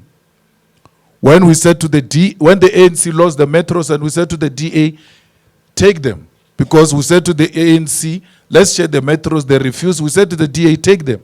From there we started influencing the policy of this country. Mashaba was a mayor of the EFF. It's not a lie. He couldn't make any move without the EFF, and he was DA, by the way. Mashaba's policy on the insourcing. Someone says Mashaba became a mayor. Within a year, he hired so many people. Those people were hired by EFF. Go into the records. Why do you want to become analysts that don't read, don't research the recent history? We said to Mashaba, we're not going to vote for this budget as long as it doesn't have insourcing of security guards. That's how we hired the security guards as the EFF. We took Mashaba to Elias Mutwaledi towards Soweto there, next to where the Freedom Charter was adopted. We showed him Cape Town. We showed him the area And we said, these people don't have toilet. He was shocked. And he couldn't move since those times as a mayor without bouncing back to the EFF as to how do we move on this one. Now, the white people who hate the EFF tell the truth. They say, we will not choose the EFF not because there's anything different from the ANC, except that the leadership of the EFF is intellectually superior to all the parties you can think of, including the DA. There's no party in South Africa that can intellectually match the superiority of the EFF. And they're scared to get those people because these people who hate the EFF say, the EFF will do what they say they will do. The EFF, the ANC won't do it. The ANC says, we're going to expropriate land without compensation. We vote with them because we know they won't do it. The EFF says, we're going to expropriate land without compensation. We don't vote with them because we know they will do it. So we're being punished for doing what we say we'll do. And that's in relation to BEE. We're not going to do it when we're in government. We're doing it now. That's why we don't support Elon Musk. He must comply with the laws of this country. Otherwise, he must not be attended to. It doesn't matter how much lies he tells about us. We must never surrender to a lie. It must be deliberate to empower black people because it was deliberate to exclude them. It was by policy to exclude them. Right. And it must be by policy to include them. Right. Lee, retort? I agree with you on Elon Musk. My follow-up question will be, if you intend to make the implementation of the policies more radical, how would you make business feel safe? Because business, whether it's white or black, don't like anything radical in general. So how would you encourage them to continue investing if you're going to tell them that you're going to become more radical in implementation? Business is very radical itself. That's why they just fired this guy. That's how extreme business can be.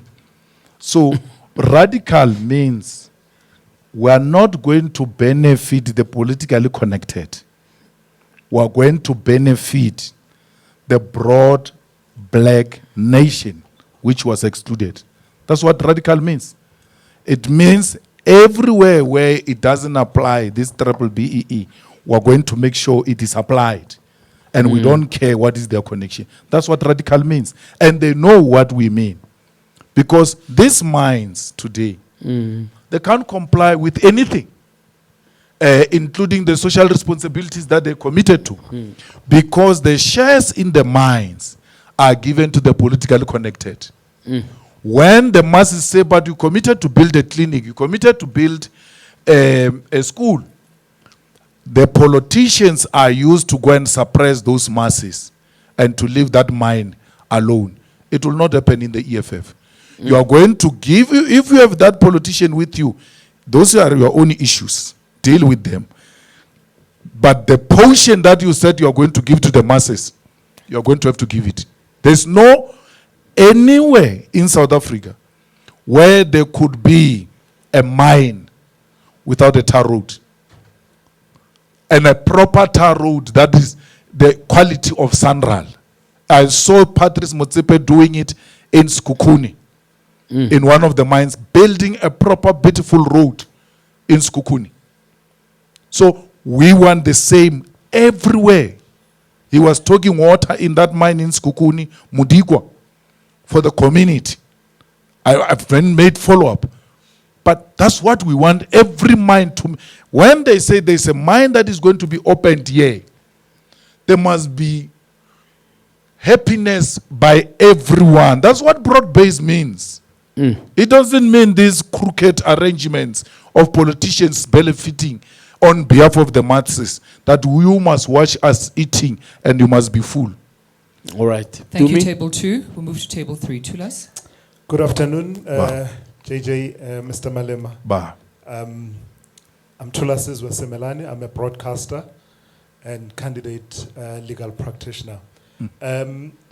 Mr. Malema, I've got 10 questions for you. But in the interest of everyone, I'm going to ask a very basic and foundational question, and then what I consider to be my most pressing of the 10. Okay.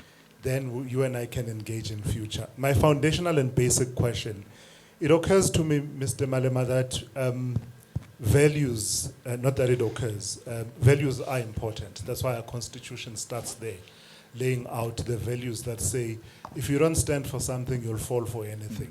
And in politics, there's a lot of caricaturing and bastardization of positions. And it occurs to me that we've been engaging with you since your political career started, and I suppose, unless someone else has asked it, I've never asked you the basic question of your values.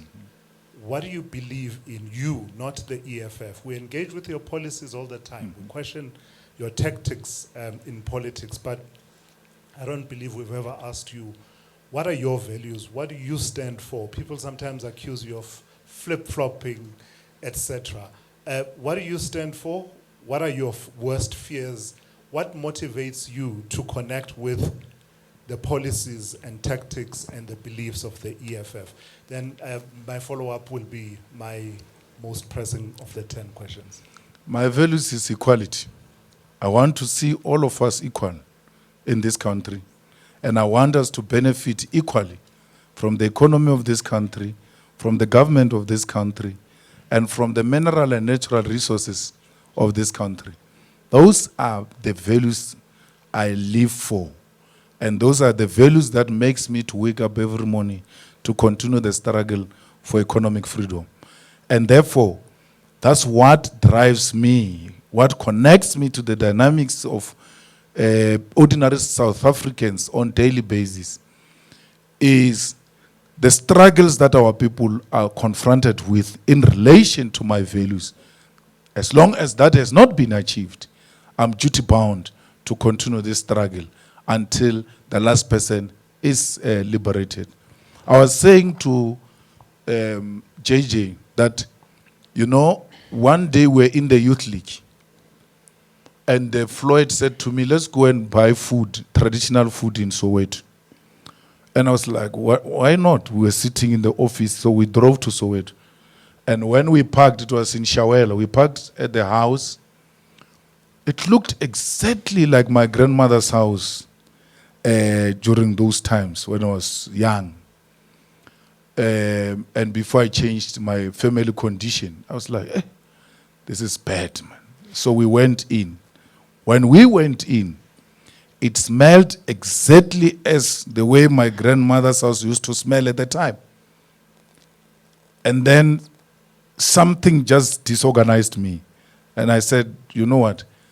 You'll find me in the car. That's when I realized I was losing connection with the realities of our people on the ground.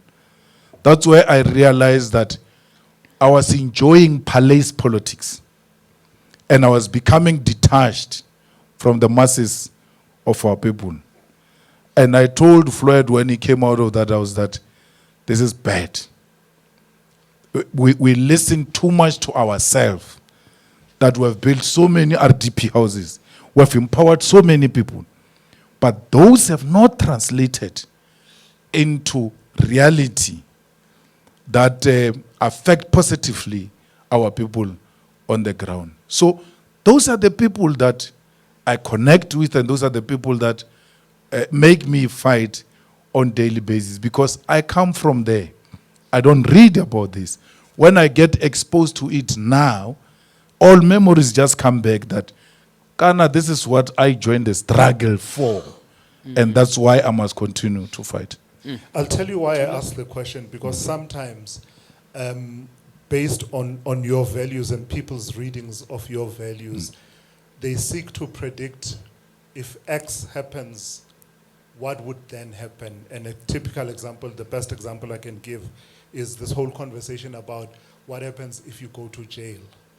And I suppose from my part, from a leadership perspective, we would expect that it would be your values that guide how you lead such a scenario. Exactly. I don't know if that makes It's sense. my values. If you listen to my argument, my argument were on equality. Those are my values. The equality before the law.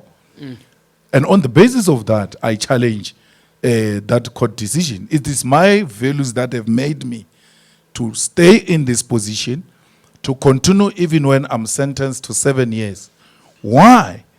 Because I must be treated equal before the law. And those values are the ones. So there's nothing flip-flopping about that. It's my values. They apply to me in as much as I fight for you, for those values to be applied to you. So my most pressing question is more current and Yeah. current affairs, and this is my parting shot. And it links in a way to what you said outside the court in Gugombo City, East London, your criticism of the magistrate in that case. Help those of us who grapple with what appears to be a dichotomy or, I don't know, a contradiction of sorts for how you stand up for the judiciary in many instances as a commissioner on the JSC. When it comes under unwarranted attack, you stand up for it as the bulwark of our constitutional democracy. But match that and reconcile that for me with the strident criticism you've found to be okay to level at this magistrate in a context where magistrates organizations, the association is talking about how on a day-to-day basis they are under pressure. They are facing threats, they are facing increasing pressure and that and this is not to say they are not open to criticism, but when it goes as far as, and I didn't hear you say this, so you can correct me if you didn't say it, as far as you saying that you were getting tired of seeing her face, something like that. Her ugly face. Her ugly face, Yeah. that was reported. And not saying more about what is it about that judgment that evinces racism, as opposed to perhaps she misdirected herself, and you know better than anyone how to challenge misdirections in terms of the law. So reconcile for me that what appears to be a dichotomy for some of us. No, I will not know better than you as a potential graduate of law how to challenge a misdirection. I leave that to you as lawyers. I speak as an accused and I speak as a politician. So political speak is not giving a lecture in a room. It has got its way. You ought to conduct it, because if a politician was to speak like lecturers, then there's no need for politicians. So there is a way politicians speak, and that has got nothing to do with disrespect for the rule of law. I earlier on demonstrate to you how racist she was in my case. I demonstrated how justice must be done to me and how I must see it being done to me. So, and that's why I've seen injustice meted to me, and the basis of that and rationality behind that is racism that is advocated by AfriForum. Look at Ngokai Toby when he mentioned AfriForum, how she reacted. It was not her reacting. It was the subtle racism in her that reacted. So if you need anything, go and look at her. You couldn't speak about AfriForum in front of her. She was not prepared to hear about AfriForum. And why is that not racism? So a magistrate that rules based on political views and personal feelings has got the right to fear for her life. But a magistrate that rules according to law, and you want to kill her because she ruled according to law, she must be prepared to die for the laws. And say, I don't care, I didn't do anything wrong. I will die with my conscience very clear that I used the law to convict this person. And therefore, it doesn't matter what they say. But once you use other things outside the law, you've got all the reasons to fear. I protect judges everywhere, magistrates everywhere. But I criticize judgments by magistrates, which is allowed. The judges are not above the Constitution. They themselves are a product of the Constitution, including the Constitutional Court. Constitutional Court is not a constitution. It derives its existence from the Constitution, and it has got a duty to respect the Constitution. And the Constitution says to all fear, all are equal before the law. And that's what I'm challenging, and those are my values. So I'm not acting outside my values, and that's why I said to you, this finger did not go up when she was doing what she was doing, because I knew this is not law. This is something else. Okay, thank you, Julius. Tessa?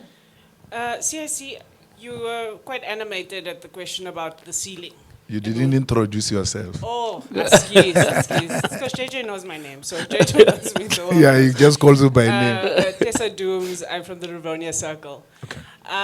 So you were animated about this idea that the EFF hasn't reached a ceiling, right? And for me, that's been one of the biggest questions about the EFF is, what does the EFF consider as its base? If you had to describe the EFF's base, who are kind of the rank and file of the EFF who are going to go for the EFF no matter what happens, no matter whether there is MK, whether there's anyone else, who are the consistent members of the EFF?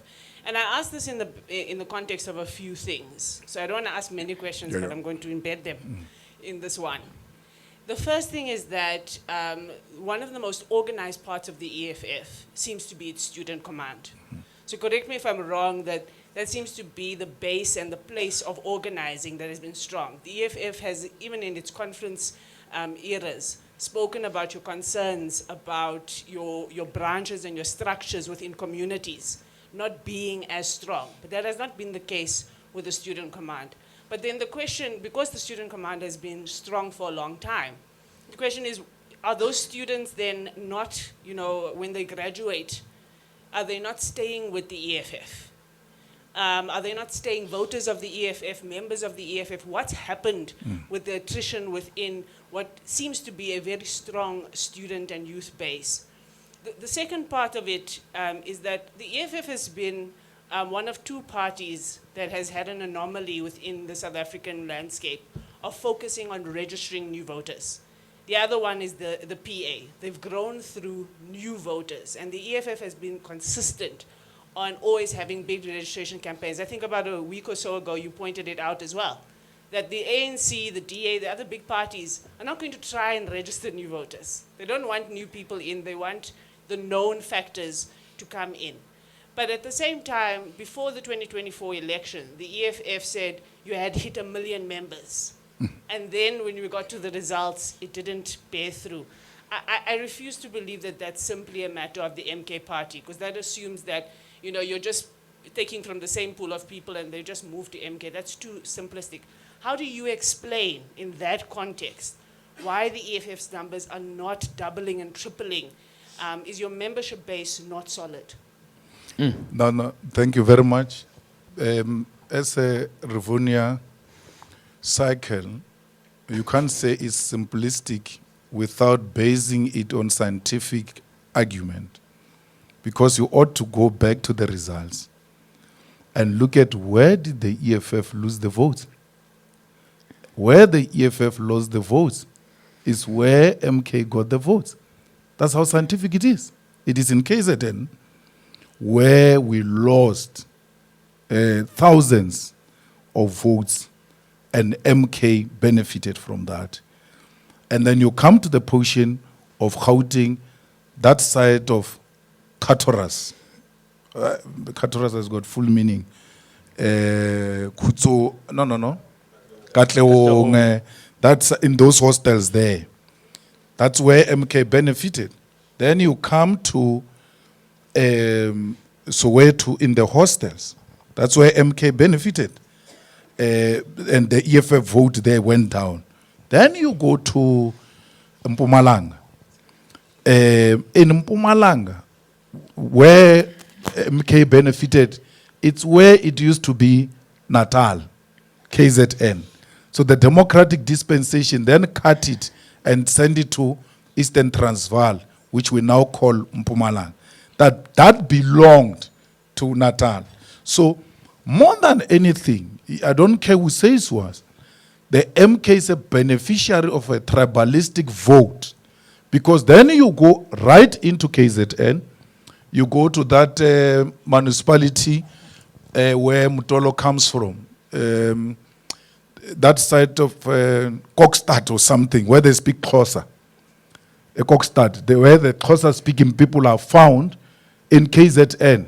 The ANC won that area.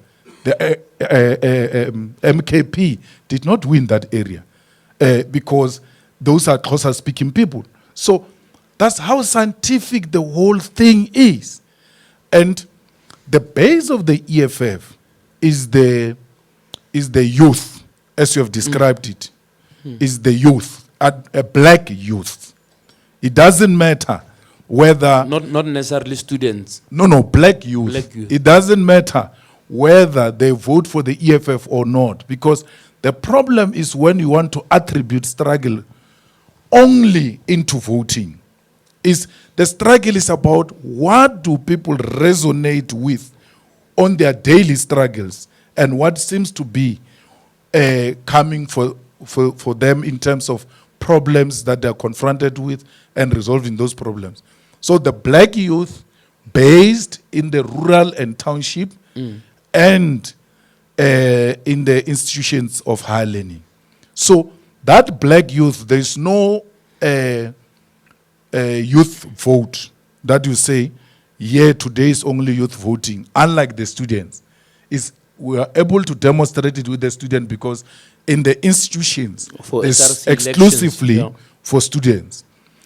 Now, what was interesting is that the 2024 elections, where we are told to have declined, you must go into the suburban areas. The EFF votes grew in the suburban areas. Why? The EFF now has begun to attract the black middle class, which can relate with it because as the rejected and the dejected masses in the past were defined by black, unemployed, poverty, and all of that. Now, the rejected now include the black young professionals who are subjected to daily racism at their workplace. And the EFF speaks about this all the time. And the good thing with them is that they can read, they can write. So if you are to move into the suburbs and check, why did the EFF support increase in the suburban areas? It is these black young professionals and intelligentsia that begins to appreciate the message of the EFF. The EFF is only 13 years old, and the EFF is coming up with what we want but don't want to say. And therefore we are a bit uncomfortable with it. How do you overcome that? You have to stay on principle. It doesn't matter how long it takes you, because the ANC it shifted with the arrest of Mandela, with the exiles and the apartheid torturing of people, we wouldn't be where we are. It took the ANC from 1912 to get us democracy in 1994. You can make calculations how many years it took them.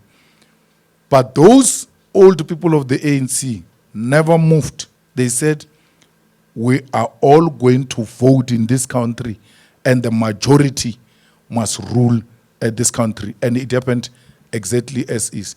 So if you are not for immediate palace politics, but about longevity and about inculcating the culture of radical perspective in society that is reluctant to say the things you are saying, you are duty bound to be patient because you ought to inculcate the political education amongst the masses of our people, whose enemy's intention is to depoliticize. Remember, they sponsored Twitter, sponsored media that attacks the EFF daily in an attempt to depoliticize society, because the EFF looks like it's going to win in politics. A politically conscious society cannot allow the minority to preside over their affairs without taking a political stand that this has to stop. Tessa, you Quick retort? rebuttal. Quick retort. But that's exactly part of my reasoning around the MK thing being oversimplistic. In that if you are building strong structures, if you're building a politically conscious organization and base, then hopefully they are going to be able to resist the coming in of a tribalist party. So just the quick answer is, or the quick question is, how do you then intend, and what does the EFF need to do differently about the way it organizes itself to make sure that it resists those outside challenges, but that if you're getting votes in suburban areas, that you're actually organizing those people on an ongoing basis and not just hoping that their consciousness hits them in the ballot box? You know, there is a difference between ideological politics and electoral politics. So you asked me numbers when you used electoral politics to say you are being simplistic because you are not talking about how you are going to politicize these people. That's why I'm dealing with both the ideological perspective and the electoral numbers. But this is how the numbers worked. But ideologically and politically, you ought to resist the electoral political outcomes because you have a mission. And that mission is you have to build stable structures and politicize those structures so that they can politicize society and they resist this kind of depoliticization of our society. So all we do is to build structures. That's why we've got a youth command that you are saying maybe after they leave university, they get lost. You again go and look at the composition of the EFF leadership nationally, provincially, and sub-regional level, and the branch level. Go and look at public representatives of the EFF. The most articulate and those people who have taken the position amongst their peers in the EFF is the student command products. And therefore, as a demonstration that we are not losing them, and that's why I was speaking to them the other day, I was saying to them, you have to appreciate that before you are student, you are members of society. You ought to appreciate the challenges that are confronted by society. So you need to go back and fight those challenges in your communities.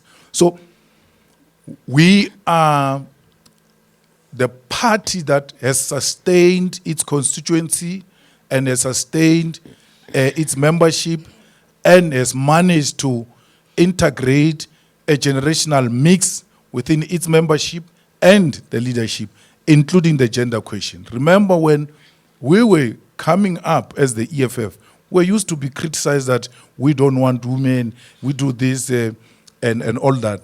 Today, there is nowhere where the EFF is not led by women. The other day I was sitting at home, the council collapsed at Ikuruleni, and then the EFF had to give responses to what happened.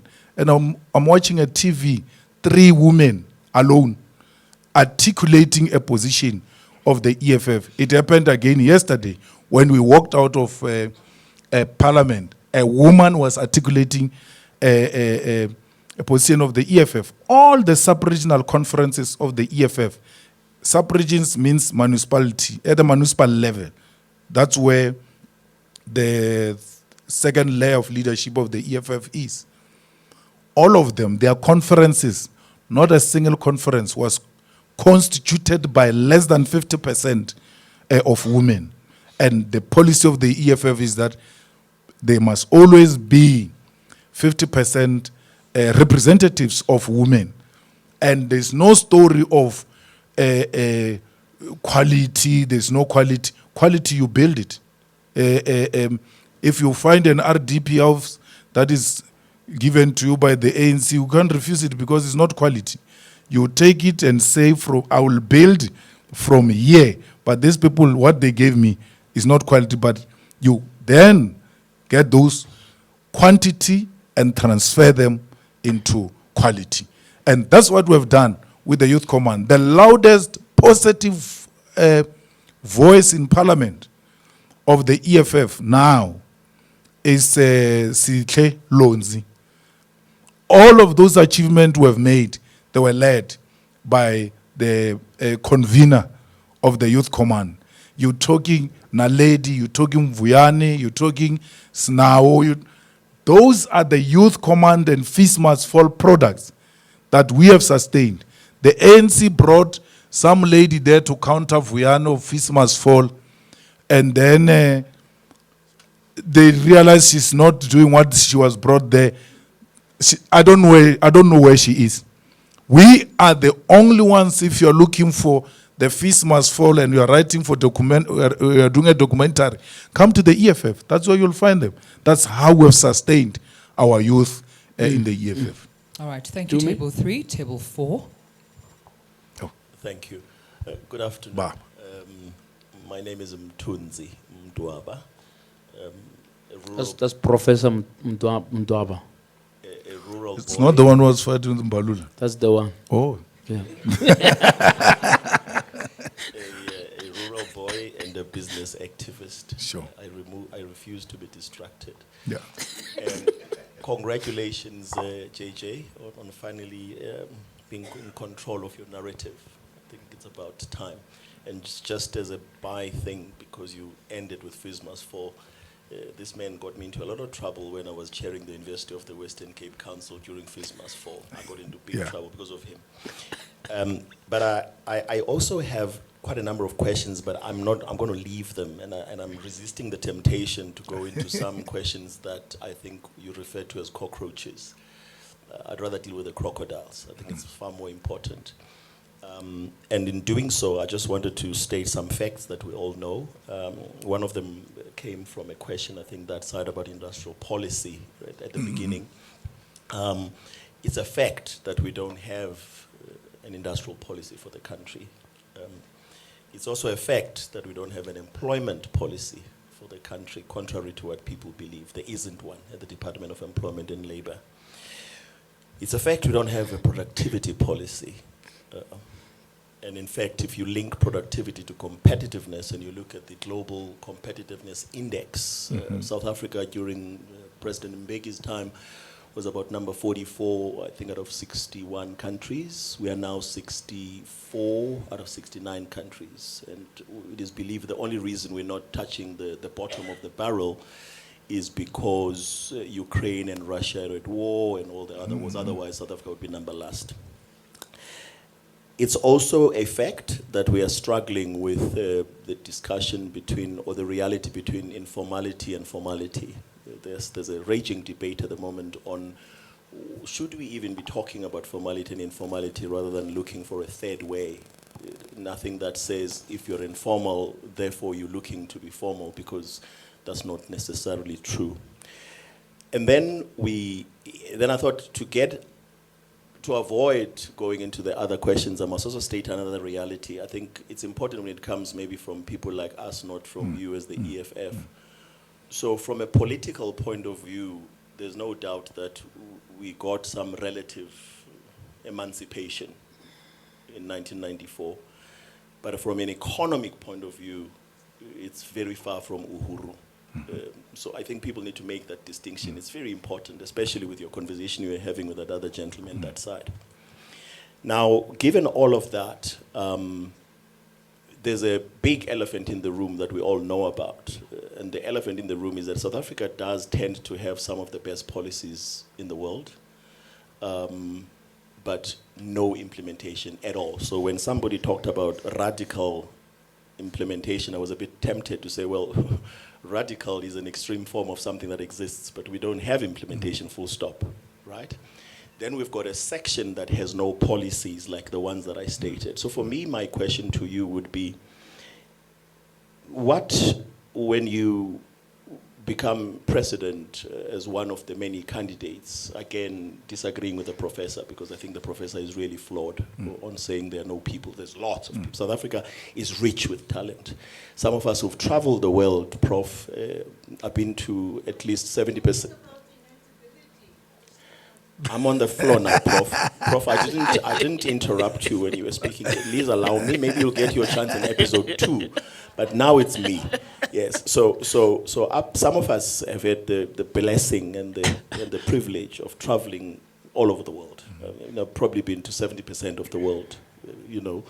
So I speak with serious conviction and authority when I say that everywhere I've gone, I've met South Africans who are so successful, very successful. People think there's light coming out of our backsides, right? From a work ethic point of view. So there's lots of people, lots. And when you count, please don't limit it to parties. There's people beyond the parties that you've never heard of, like you'd never heard of the Western Cape person, as an example. So for me, my interest really is you become the president or you have influence on what happens because now you're a big player in whatever formation you have. What does your industrial policy look like, to echo that question? What does your employment policy look like? What does it solve for? You know, what are we looking at? What does your productivity policy look at? What is the mistake of the ILO? You know, I used to be in the ILO, so I'll be the first to fall on my sword and say one of the mistakes we made, and I was there, is to come up with a resolution 205 that says that we are going to transition all people in the informal sector into the formal sector, which is rubbish. And I was party to it, you know, part of my growing up. Because you can't, in a country like South Africa, for example, that has 65% informality, you can't squeeze the 65% into the 35, and you don't want to. Anyway, it's an insult and it's patronizing. If you go to Nigeria, you can't take 95% and squeeze it into the 5%. If you go to India, you can't take 95% and squeeze it into the 5%. If you go to Colombia, you can't take 70% and squeeze it into the 30%. So it's nonsense. It needs to be changed. But we do know that South Africa is the biggest ratifier of anything ILO. And this is important for me, because from a geopolitical complexity point of view, with the United Nations being in a mess and ILO being part of the United Nations family, how do you, recognizing our past, recognizing our colonialist masters, recognizing the mistakes we've made, not because we don't have the talent, but because we tend to be bullied by those who have the media, hence it's good people like him have got an alternative platform. How do you come up with a team that's going to recognize the inbuilt incongruences, the conundrums we have with even the fees must fall kids? One of the things I used to say at the UWC was, it strikes me that the fees must fall kids know what they're talking about. They're smart. But the problem was even they never recognized how colonized they were themselves. Because, you know, for example, here, we're all speaking in English. If I were to speak in Sesotho or Sepedi, people would say, oh, his English is found wanting, like I think that stupid president of another country did recently in Africa. So how do you then take us from this point that we are, where we are just ratifiers of conventions? You know, Convention 131, for example, is a very good example of a failure to implement. Convention 131 is on minimum wage dispensations. It's Convention 131 of the ILO. Convention 87 is a freedom of expression, and so on and so on. There's many, but there's no implementation there.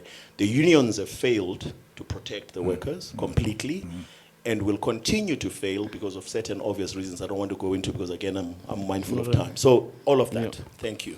Thank you, Prof. Thank you very much, Prof. You know, firstly, what we did not sustain as a country is that strategy of President Mbeki of putting the best around him and manage to grow the economy, we might have a problem that as it was growing under him, the masses on the ground did not benefit from it because the inequality increased and so on and so forth. But we then took the best out of positions based on factionalism and who can be the loudest sloganeer and all of that. Because we are proposing a very radical yet very simple strategy when it comes to industrialization. We ought to strengthen the state capacity in that we build our own companies, state-owned companies in construction, in mining, and some will argue that those companies are there in mining, but they are not doing anything. If they are there, then you take them and you grow them, and you make sure that they are functional. And then you nationalize these mines. So someone says, okay, you're going to take Anglo's mine. When you nationalize, I say, no, I don't take Anglo's mine. I give the mining rights to the state company. And then they mine. And they mine so well that it renders Anglo irrelevant. And you can't say, no, it's not possible. It is possible because Anglo is a private mining company. And Mediclinic is a private hospital company.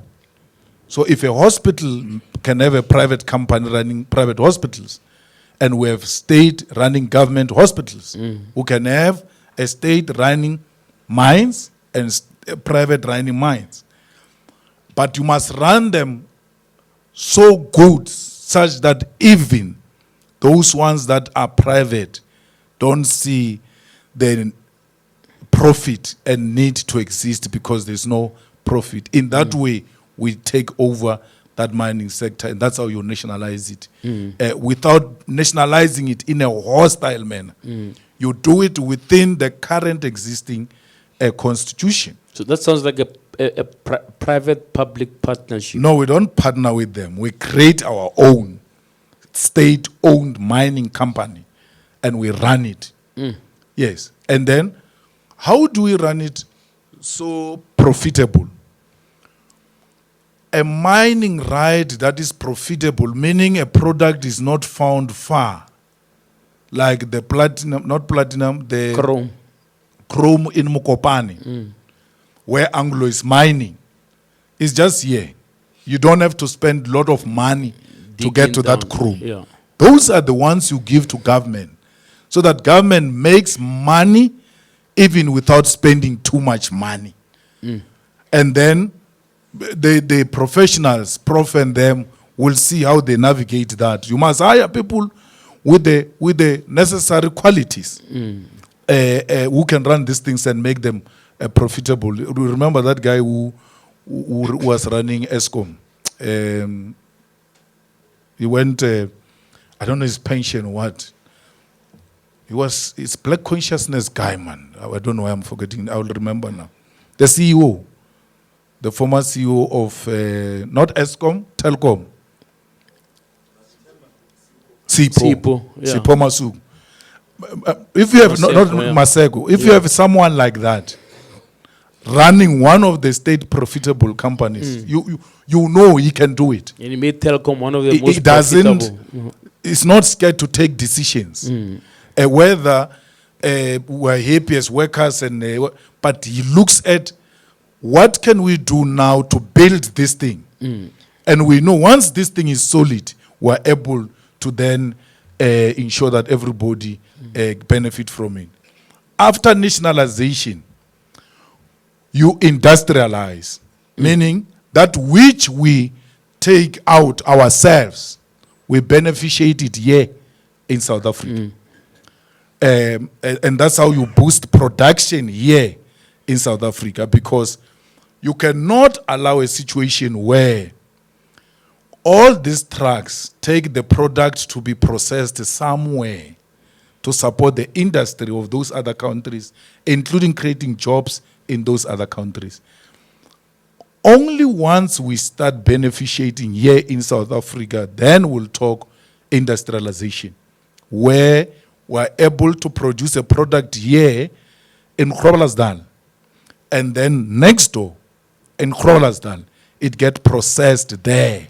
Turn into product and export And it. then Also, you can even sell it locally, including continentally, because after processing it, you have to now sell to those who are going to produce the finished good. If it's diamond, those who are going to produce jewelry and all of that, they must polish it and cut it here and produce the final product here, and then let's sell the final product. That's how you change the status quo. Not where, as we're told, any precious product that is profitable, it has to be sold outside because there is an international price. The price here at home is not competitive.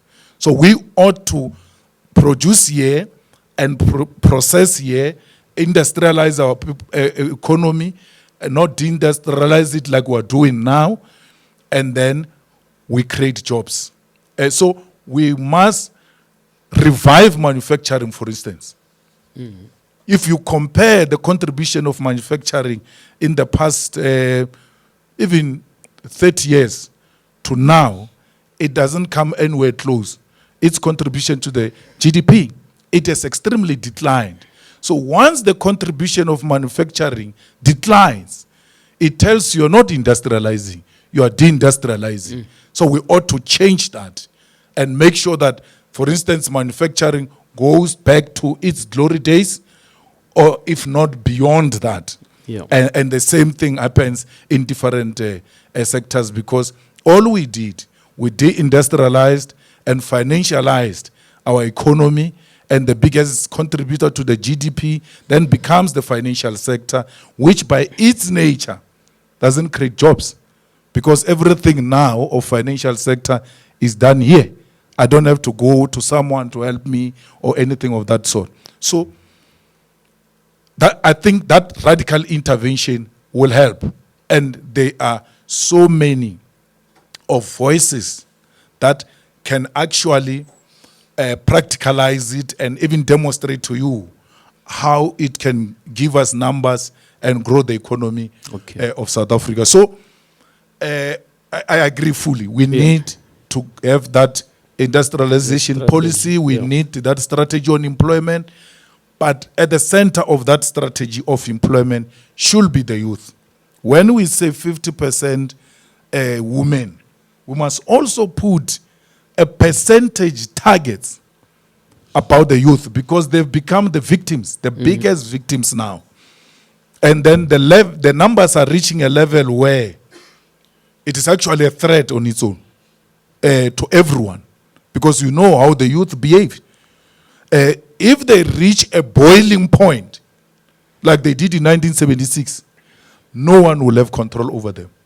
By the way, the ANC didn't have control over 1976. When the youth said enough in 1976, the ANC issued a statement in exile condemning the youth of 1976. You must go and look at the first statement of the ANC after 1976, June 16 uprising, because they didn't have control over it. Even Winnie Mandela didn't have control over it. She was just called that bodies are collapsing outside, are being shot at. And she went out there, she picking up people, taking people to hospitals and so on and so forth. That's what is going to happen with the youth unemployment. You are forcing the youth to reach that point, and will all not be safe. No one, not even us, we can go and talk to them, because they will say, we gave you chance for 13 years. In that 13 years, what did you do? The unemployment amongst us as the youth, amongst us as the township youth, it has increased. We ought to have a target, and the president must sit on that one. When a matter becomes a national crisis, It's no longer a responsibility of ministers. It's a responsibility of a president. That's why when COVID came, he decided to wear an oversized uniform of soldiers and went to address us. Because he knew we are now dealing with a crisis now. And once you reach that level, I must take over as a president. So we're at that level where the president has to say, from my office, on daily basis, I ought to be briefed about this unemployment, particularly about the youth. We can't have a minister of employment without clearly defined target of with this immediate crisis, and these are the targets you must give me. There was noise. We were going to sign contracts, delivery contracts, performance contracts. What happened to those contracts? Nothing. Then they said they are going to bring inspectors. Again, it goes back to the issue of foreign nationals, which I entirely agree with South Africans. Inspectors ought to go in and check how many South Africans are employed here. And these foreigners that you have employed, what skill are they bringing which South Africans cannot produce? Because I went to raid a restaurant in Mall of Africa. The owner refused to open. I said, if you don't open, there won't be business here today. He realized, because I knew that the restaurant opens for lunch. So I went 2 hours before lunch. I said, if you don't open, no problem. There's not going to be business here. We're not disrupting your business. We're exercising our right. We're going to stand outside and sing. And there's no one who wants to eat while people are singing outside struggle songs. So, and then he came to the table to negotiate. He said to me, Julius, here's the advert. I advertised 10 chefs. Give me 10 now. I'll hire them. I've got no policy of hiring foreign nationals. I've got no such a policy. Give me now. I'm looking at those EFF people who were with me, chefs, madam. They didn't have chefs. So then I left satisfied that I can't give him what he wants. So I can't force him. He's running a business. He wants chefs. He wants to cook.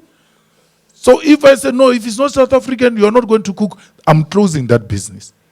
But had I had a chef, and then I'll say, no, give me this foreigner and take the chef.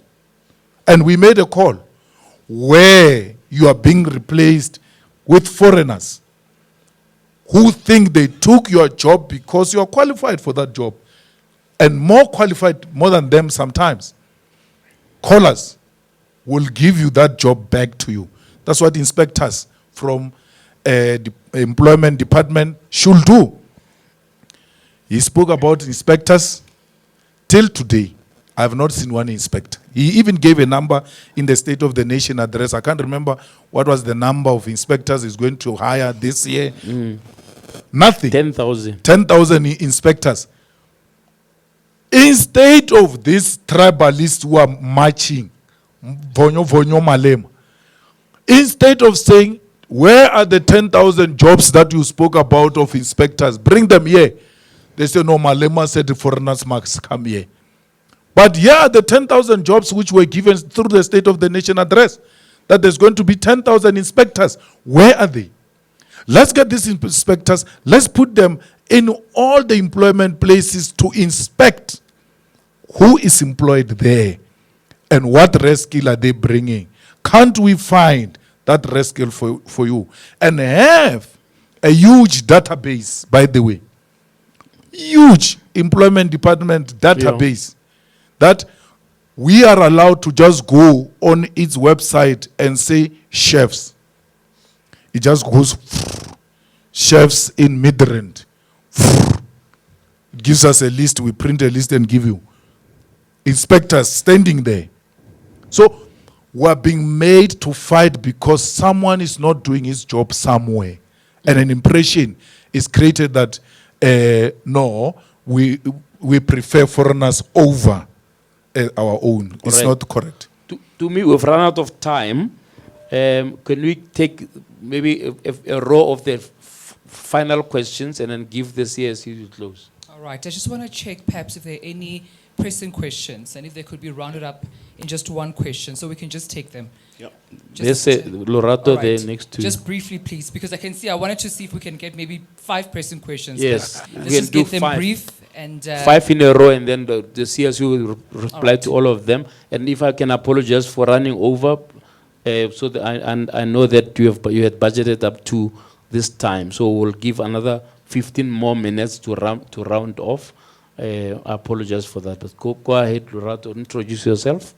Thanks, Prof. My name is Lorato Tsinkeng. I'm an ordinary young man from Taung, and I'm the non-executive chairperson of the Rivonia Circle.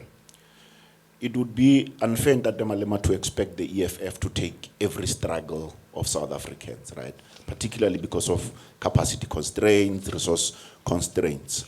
But I think there are low-hanging fruits, particularly around jobs. So I've written 2 pieces. One is around in 2022 when Ndade Sipho was appointed as the, to do this, what's this, unlocking of cutting red tape. Cutting red tape. Oh, right? yes. Yeah. And it was, the reflection was on what I had not seen happening, particularly around the payment of service providers in 30 days. And I did a follow-up this year with another article after the president had said in the State of the Nation address that if every business, small business in South Africa, at least employed 1 or 2 people, would create 3 million jobs. And the report of Treasury of the 2024-25, there were 460,000 unpaid invoices to the value of 40 billion rands, right? And we know that a lot of the small businesses struggle particularly because of cash flow, right? Why, if we know these numbers, because these numbers are reported and they are accessible as public information, why is it if the EFF profess itself to be, and I'm not saying you're not doing enough, right? But I'm saying there's a low-hanging fruit here where there's an opportunity for the EFF to ensure that these 460,000 invoices are prioritized. Gauteng and the Eastern Cape are the worst culprits, particularly in health, in health, and the less said about the past MEC of health in Gauteng, the better. But the point that I'm really making about that is that I think there's an opportunity here to unlock jobs because many small businesses are being strangled by invoices that are not paid by government within 30 days. And I am not seeing, and Prof. JJ Tabane, when he started, he was speaking about he does not see solidarity among media people. And I'm not feeling that kind of solidarity from the EFF, and it would be good to see that. Well, let's take that issue because, we dealt with that issue when we were in Igurlin. When Dunga became the MMC of Finance, one of the first meetings he called was service providers who are not paid. Put them in a hall and brought the finance department inside every section where the payment starts and ends.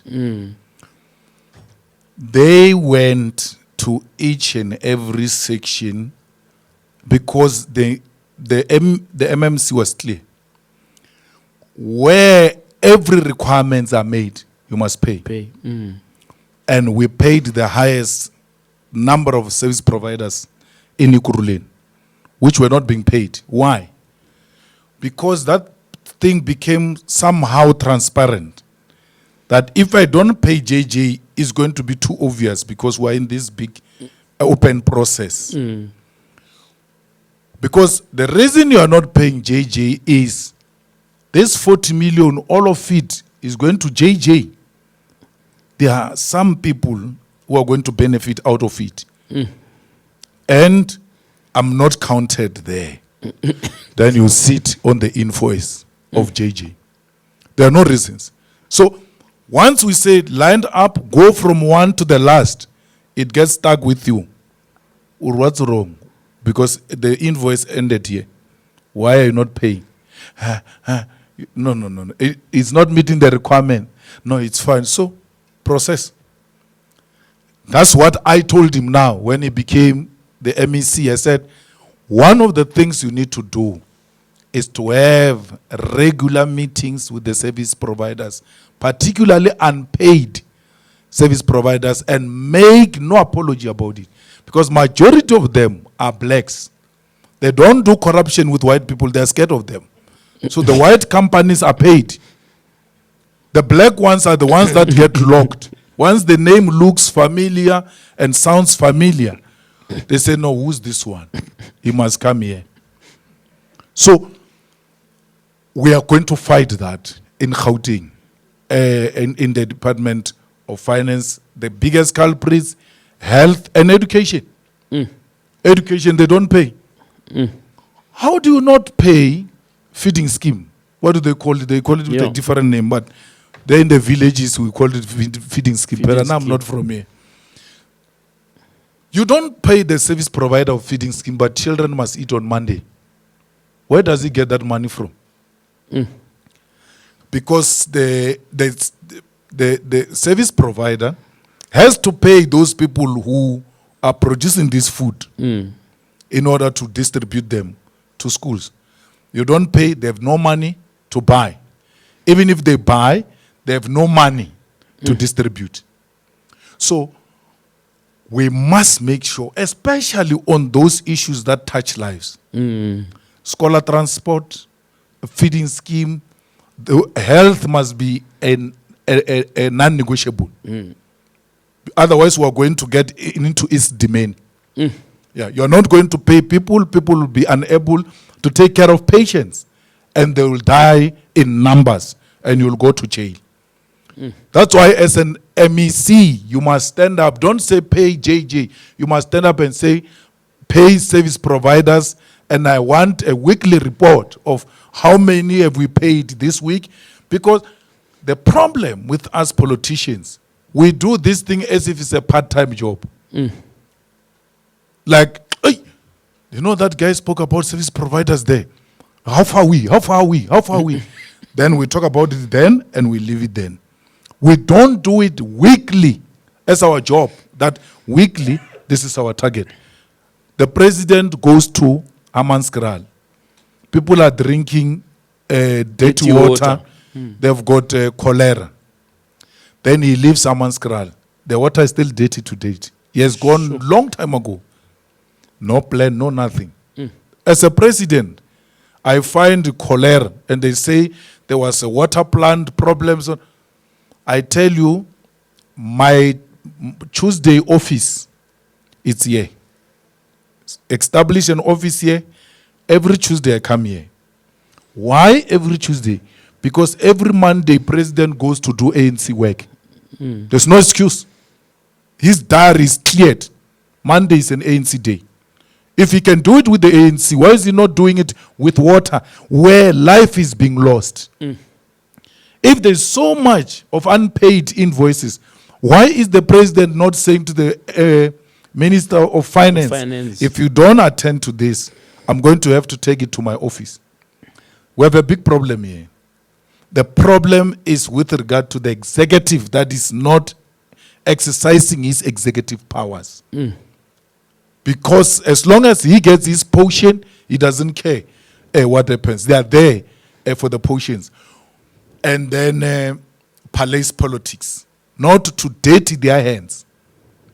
The president must, you know that president who died in Tanzania he died of COVID.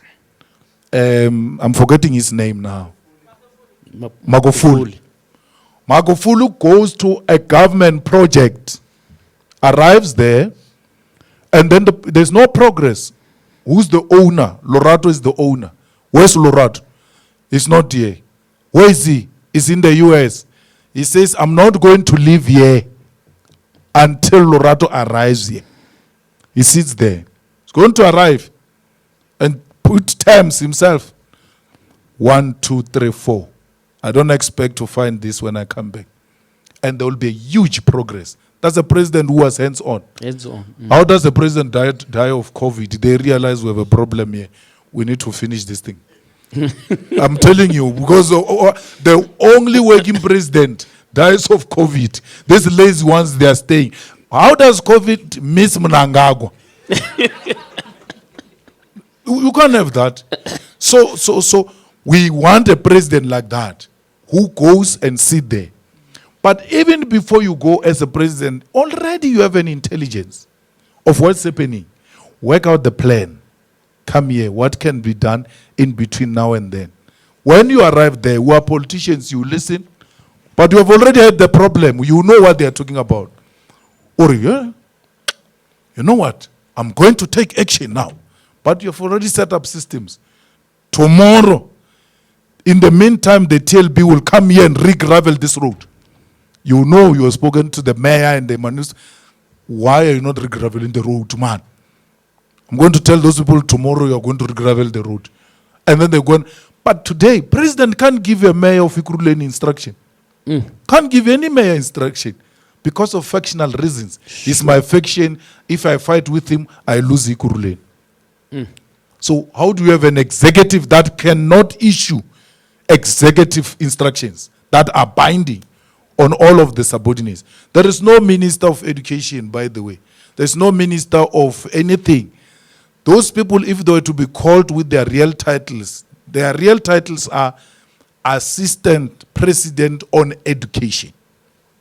Yeah, they are assisting the. All of that thing is the president. He can wake up tomorrow and say, I'm taking education, like he did with intelligence. Intelligence, yes, there was corruption and all of that. It's not our immediate crisis. Bread and butter. There's a problem of pit toilets in education. Bring it here. You take 6 months, you resolve it, you take it back. You go and concentrate on your education. But for this 6 months I'm running education, I want to deal with this. That's how I run the EFF, by the way. I give you a task to bring 10 buses. Yeah. You bring 3. Why? Why do you bring 3? Because you got all the capacity to bring 10. Why did you bring 3? No, chief. I said. So you'll go and bring the 7. I will bring the 7, and I take over your task, by the way, and I execute it myself. That's why before I go to a rally, before there is a rally, I go to a rally to listen to a speaker or test these speakers. There is no EFF rally that has had a speaker that said during speech. I listen to every small detail of everything I do. This you should not have held here. You should have brought it to the EFF offices. Look at them from when you enter the door to the last level. Because there are days where I go unannounced and I just walk those offices and check them. Particularly the public toilets that are used by our visitors. I go into those toilets and I say, I want a person who was assigned to clean these toilets. Look at this. You cannot treat our people like this. You don't come to these toilets.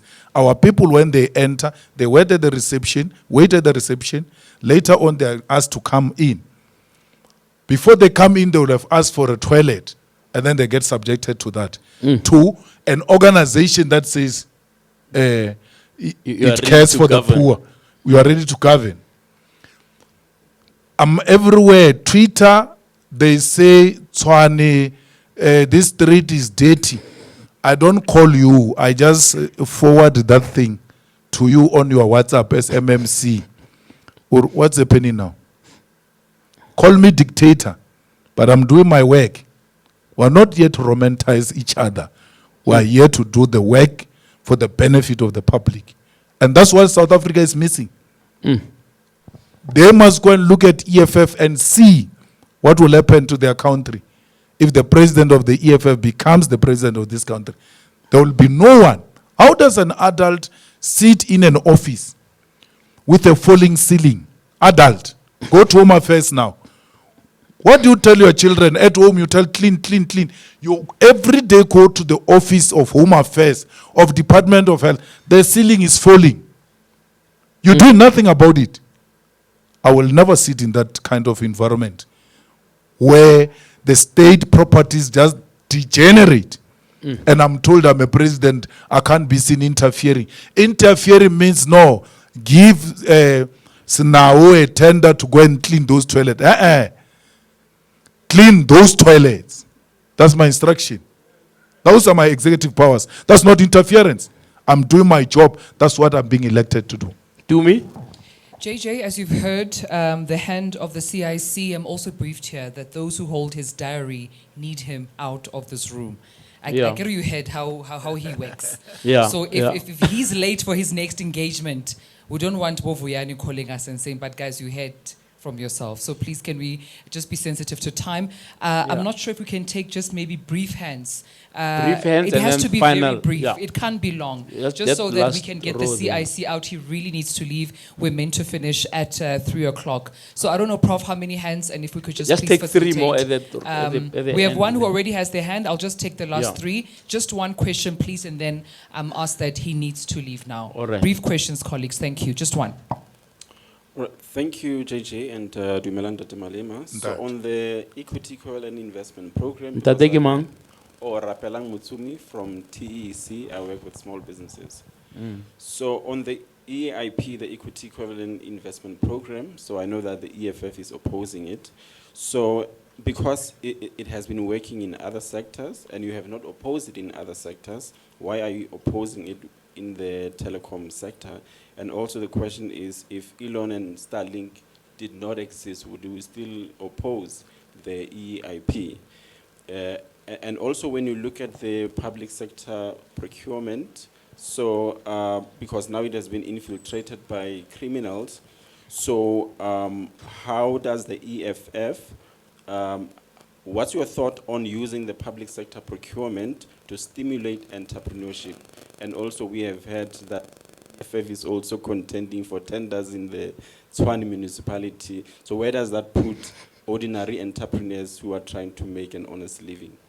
Okay, let's take them back to me. The question? Then I'm going to forget because you said I must not bring my stuff. I'm going this way. Kaya Nduna here I'll from remind you. African Minds for Applied Research Institution. The first one is, are you grooming anyone to take over in the EFF, seeing that we have a leadership crisis in the country? Is there anyone that you're grooming or you are preparing to take over? Then the second thing, it's not a question, it's a quick advice. We have a serious problem in townships. I think we all are aware of the issue of decorum in our township schools. An advice to you is wherever EFF has capacity and governs in those communities, please make sure that you deploy some of your people to solve the issues of decorum. Your policies don't reflect your attitude and your lifestyle. Most probably your kid, I don't know, I'm assuming most probably your child goes to St. Stedians, St. John's, St. Peter's. It's small issues that we must look at as black people, things that sometimes don't require much capital and the government to intervene. You have influence, EFF has influence. Wherever EFF has capacity and governs, fix the issue of decorum in our townships, make parents be proud of going to some of the things, the reasons why parents are not able to go to meetings. It's not transport or anything. So we are meeting. Like your child is not proud of you coming to a meeting to solve the issues of the school and the society. So I'm saying small issues do not require the government. Okay, Mzili Gazi. Okay, Mzili Gazi wa Africa here from Unpopular Opinion podcast. So short one. So South Africa as a country, we lack a culture of accountability and responsibility. In Rwanda, like every year, the president takes the people out in what they call umshikirano, where the cabinet meet the people and the people question the ministers on, last year in June, you promised to build a school and today there's no school. And the minister gets fired. That's a cabinet of the people by the people. Here in South Africa, ministers make promises for 100 years, nothing happens to them, even when they don't deliver. that's not a question. I think we need to find a way of installing that culture of responsibility and accountability, where we bring cabinet to the people and they get questioned by people on their promises that they're making every election. Not. So my question to you is, we have Zondo and we have Madlanga Commission.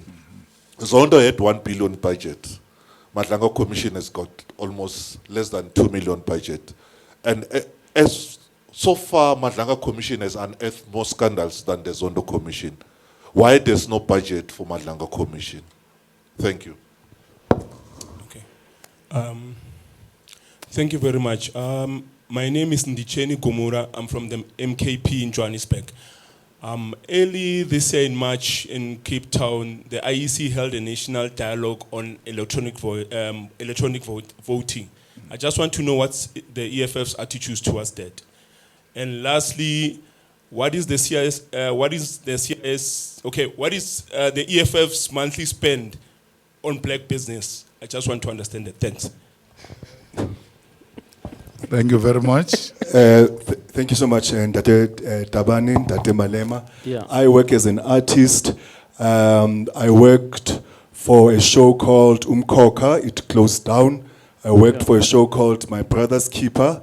It closed down. I worked for a show called Scandal. It closed down. I worked for a show called Spongilenda Laminis. It closed down.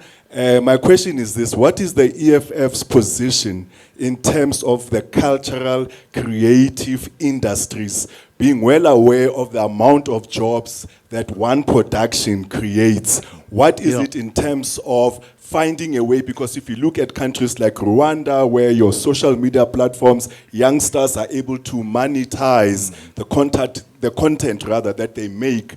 What is the intervention that the EFF would like to make, where you have giants like Okanal, where decisions have to be made in Paris when we are submitting in Renberg? Where does that put us as the cultural industry? And lastly, a question that a brother next to me said I must ask is, what happened to the Black Progressive Caucus insofar as the state of the state is concerned? Is the state hollowed out, and will the Black Progressive Caucus be relied upon to reinstate the scrambled egg?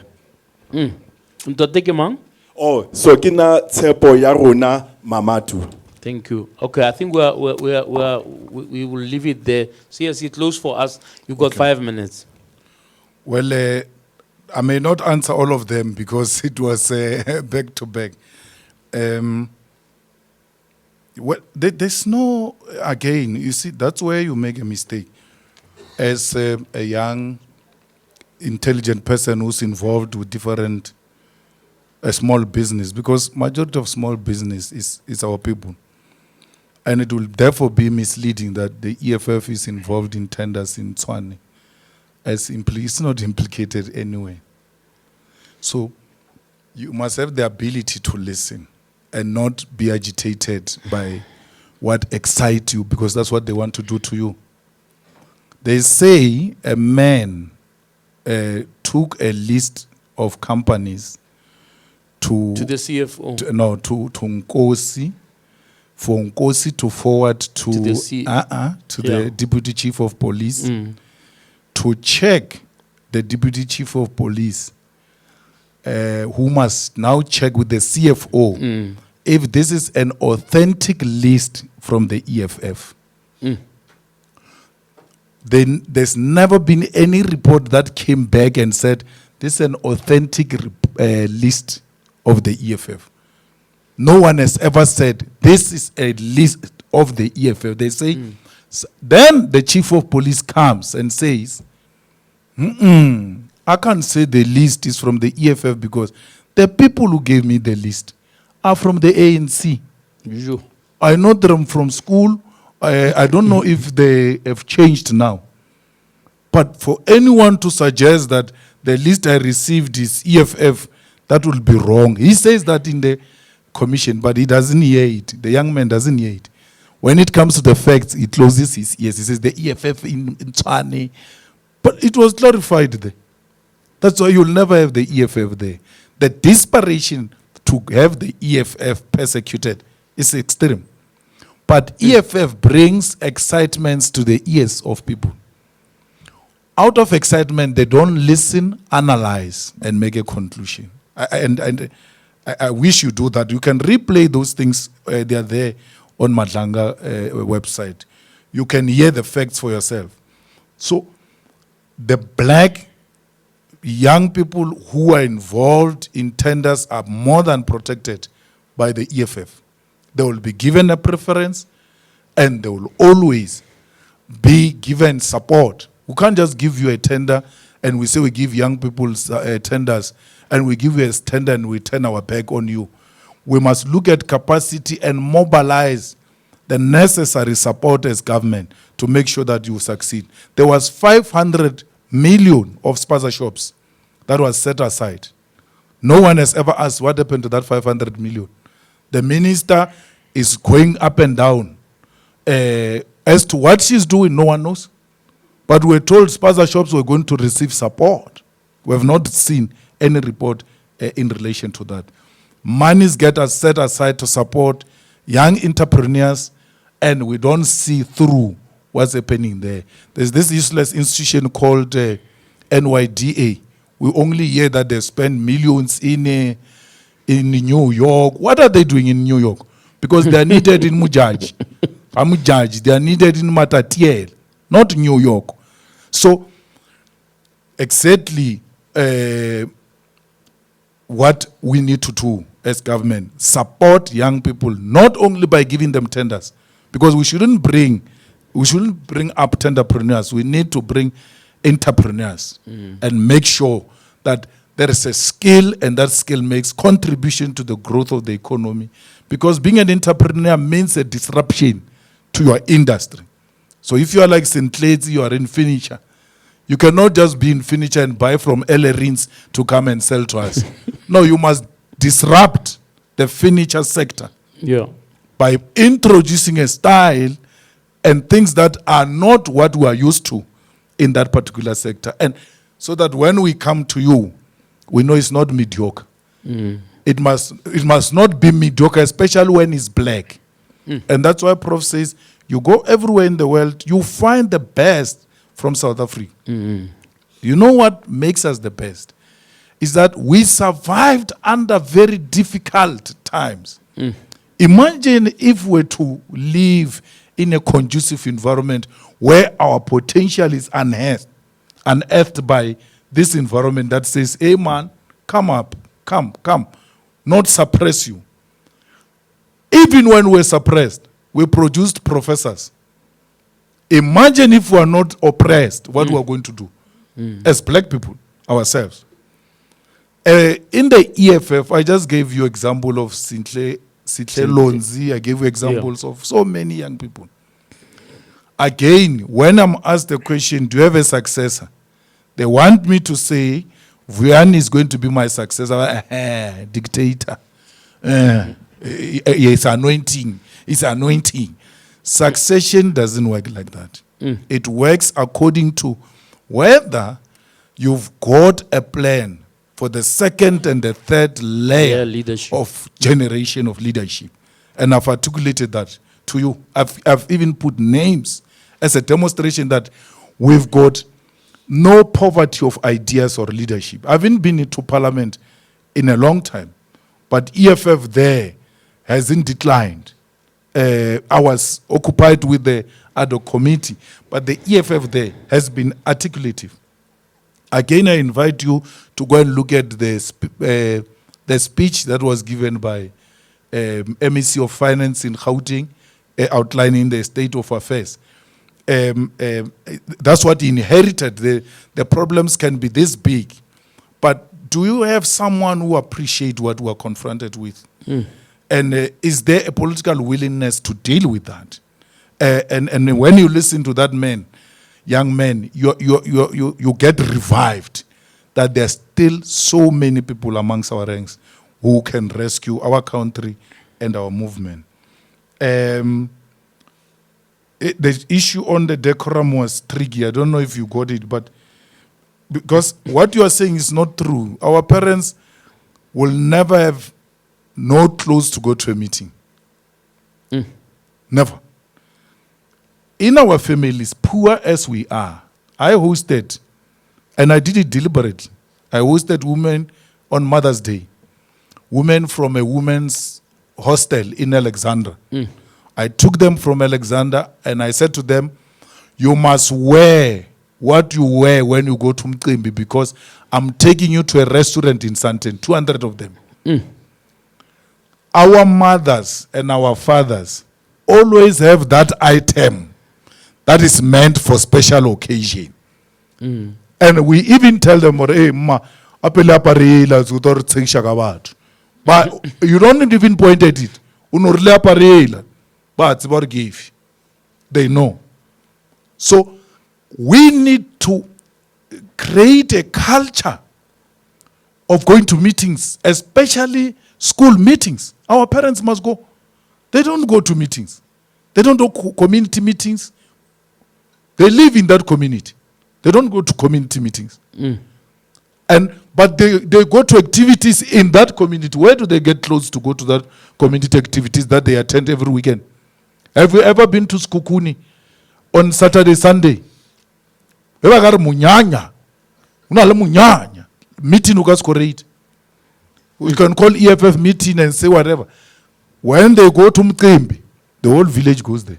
And they're not going naked. They're going clothes, wearing clothes with their children. So we need to revive our parents used to come to meetings.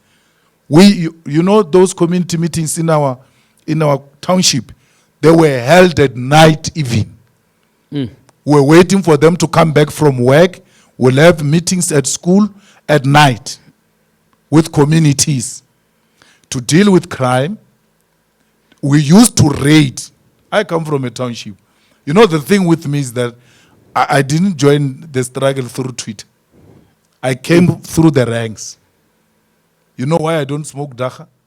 So I was a marshal. And then we were found smoking dacha. We were taken to a community meeting and they said, explain. We explained, but we are not exemplary. And we were beaten in front of a community by comrades. We're not allowed to do wrong things. So, and those meetings were so full to an extent that even others will attend from outside through windows. You have to recognize the ones inside and recognize the ones outside. We got our democracy, then they destabilized all those organs of people's power. I was telling Vuyane a story that I was a member of a Seshio Community Policing Forum. We used to have a meeting at police station. That's how much those organs of people's power were functional. We need to go and revive those, where people become part of the decision making and not surrendering power into the hands of the politicians. Because when we're a community policing forum, we know who's committing crime where. Where must we go with the police to conduct raids and all of that? Let's revive that spirit of community involvement. The culture of accountability is being replaced by people doing as they wish without anyone touching them. No one. You know why General Sibia can steal a fridge, a bar fridge? It's because they do as they wish. You know, it's no longer even a problem. He knows nothing will happen. He stole that bar fridge, whether that lady gave it to her or not.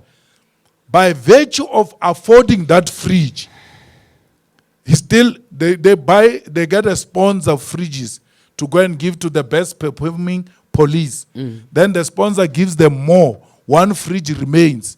That woman takes it and give it to her, to him. He accepts it.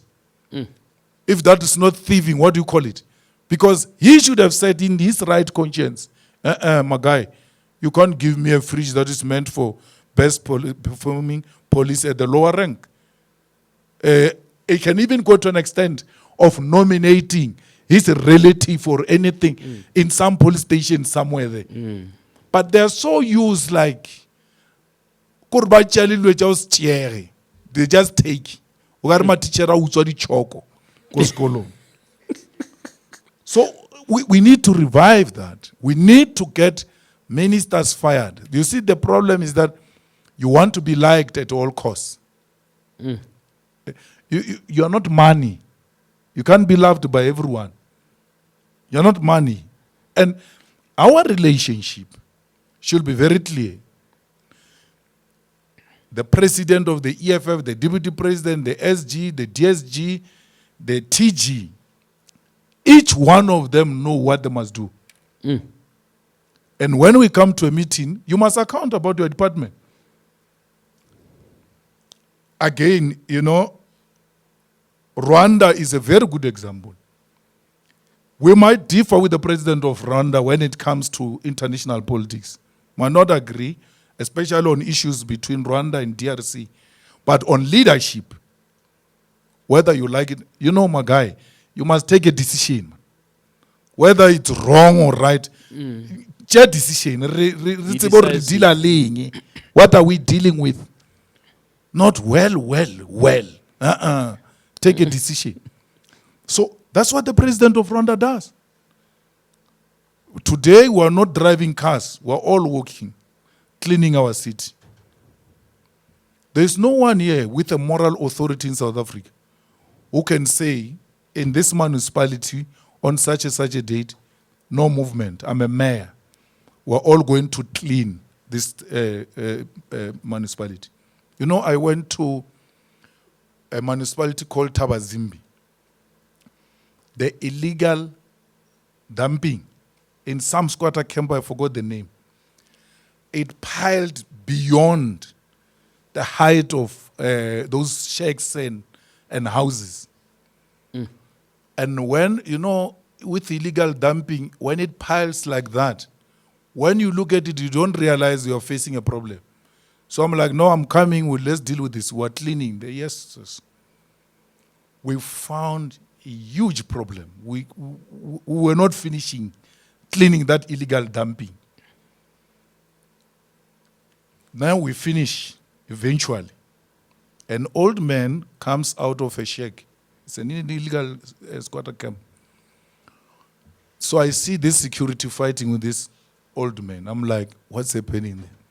They say, no, this old man, but it's dark. Because we stayed until late. This old man wants to come and thank you.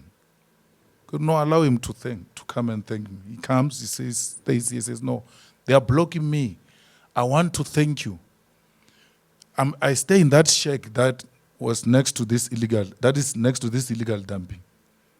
I didn't realize there was a problem until when you have cleared this place. That's why I'm coming at night. Get why? Are such a good fresh air coming into my direction. I was like, there's something wrong here. Because we got so used to a bad smell that we normalized it. Sure. So you go everywhere in the black townships. You find a squatter camp like this. You go to Newark, we went to clean Newark last week, where millions go through every day. But you still don't care just to pick it up, to have people who are permanently targeting that area because you know there is a problem there. You must have targets. No one has got that. Not even a mayor has got that. So we need Rwanda's approach in terms of service delivery and accountability of political leadership. But equally, someone said triple peace. We support that. Yeah. We work with business that, you know, the model that Paul, again, you don't give him that credit. The person who came with Gauteng is Paul Mashatile. And I said to him, you know the problem, Paul, you don't speak, man. You go and tell this story.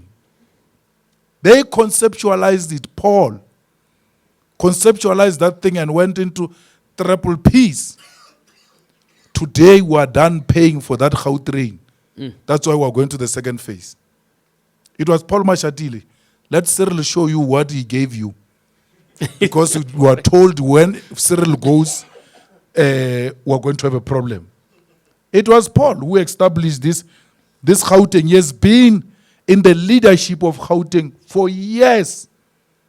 Look at the developments that we see in Gauteng. Yes, many problems, but do not discount. All right. And that was triple P's. Okay, that's it. We must close it now. You can't build schools without triple P's. This thing that you guys just give yourself a job of wanting to do everything, you ought to say those who have money come in, let's build these schools that we want to build in our country. The money for Madlanga Commission, no, don't worry, Chief, there's no, Madlanga will do his work. Yeah. Whatever the budget. If Madlanga feels he's not satisfied, he must just write a letter and say, I'm not satisfied. And when someone says there's no money, we'll battle it out and we'll even go to court to get a court order that instructs them to find money anywhere where the money is to get this work done. Electronic version of elections, as young people, you cannot oppose that. But we can't trust the IEC in the current form. I was saying to JJ, no one can tell us who designed the IT system of the IEC. And that's why I agree with Zuma. The elections were stolen, my guy. I couldn't join Zuma because it's not about what you know. It's about what you can prove. So I'm not going to be like that, just go to court. I know what happened. Let me tell you, in my voting station, they stole our elections. I queued for that thing, incompetency of the IEC. I queued on the queue for 4 hours with my wife. Voted EFF. We won. Then the deputy president of the EFF who was around went to my station to take the results slip and went to the IEC capturing center. And I challenged the IEC and I challenge you who call yourself investigating journalists, especially Mziligas. Go. He went to the results center and said, he didn't give them the receipt. He said, can I please see the results of Mponegelelo Primary School? They proudly typed there and it popped up. They swapped EFF numbers with the ANC, IEC. And then he said, no, these are not the results. I'm telling you, 2024, I was robbed to be president of this country. He said, this is a receipt. This is a receipt of the result slip of Mponegelelo Primary. They started running around and they changed it. Who designed the IT system of the IEC? Because after capturing the results at the capturing center, the results get sent to the results center, to that big board there. The results are not coming through. We're all waiting. The results are not coming through. Then the information comes, no, there is a glitch. That's why the screen is not updating. We wait for 5 hours. When the screen comes back, the numbers have changed. Why am I saying they're stealing? And I agree with Zuma in that. Because they don't allow monitors, election monitors of the IT system. There are no party agents for the IT system. There are no party agents of the capturing. There are no party agents.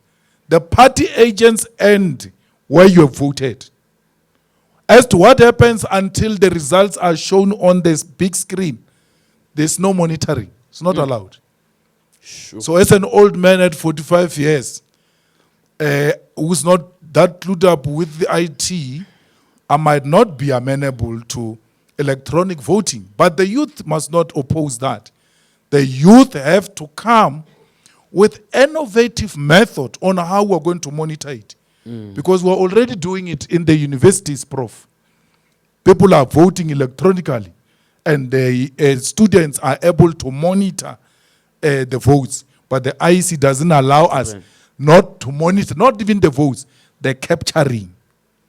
There's no black person who had a capacity to design an IT, or will they have allowed a black person to design an IT for IEC in 1994? They were not going to allow that. It's probably designed by the Jews. That is a high possibility. Then they say the votes have gone to the auditing. We don't know who appointed the auditing firms. We don't know who owns the auditing firms that audit the votes. In these votes of South Africa, so what we need to do now, we need to invest heavily with that experience of the Deputy President of the EFF, who was able to produce a proof and the results were changed. It tells us that we need to invest heavily on monitors, the election party agents, so that when we fight it, we don't fight it the way President Zuma fights it. We just say, okay, this comrades say this is what happened, but we don't have material evidence. And once I join that to say the elections are stolen and I can't produce anything, JJ, it means I'm playing with the lives of young people, ordinary young people who are going to go to the streets and fight and say elections are stolen because Malema says elections are stolen, and they get shot and they get killed. And history says to me, which proof did you have? I'm unable to produce proof because I do not have monitors at the voting stations. We need to invest heavily on our monitors. Black Progressive Caucus, you saw it in action yesterday. Where we agree, we're going to work together. Where we disagree, we'll disagree. We're not an alliance, we're not a coalition. But if there is a meeting of mind on this matter, we'll do the same. We have done that with Herman Mashaba. We agreed with him and we disagreed with him. He calls himself a capitalist. I don't think he knows what is a capitalist. He's not a capitalist. A capitalist is the owner of the means of production. He doesn't own any means of production. Yeah. What are the means of production?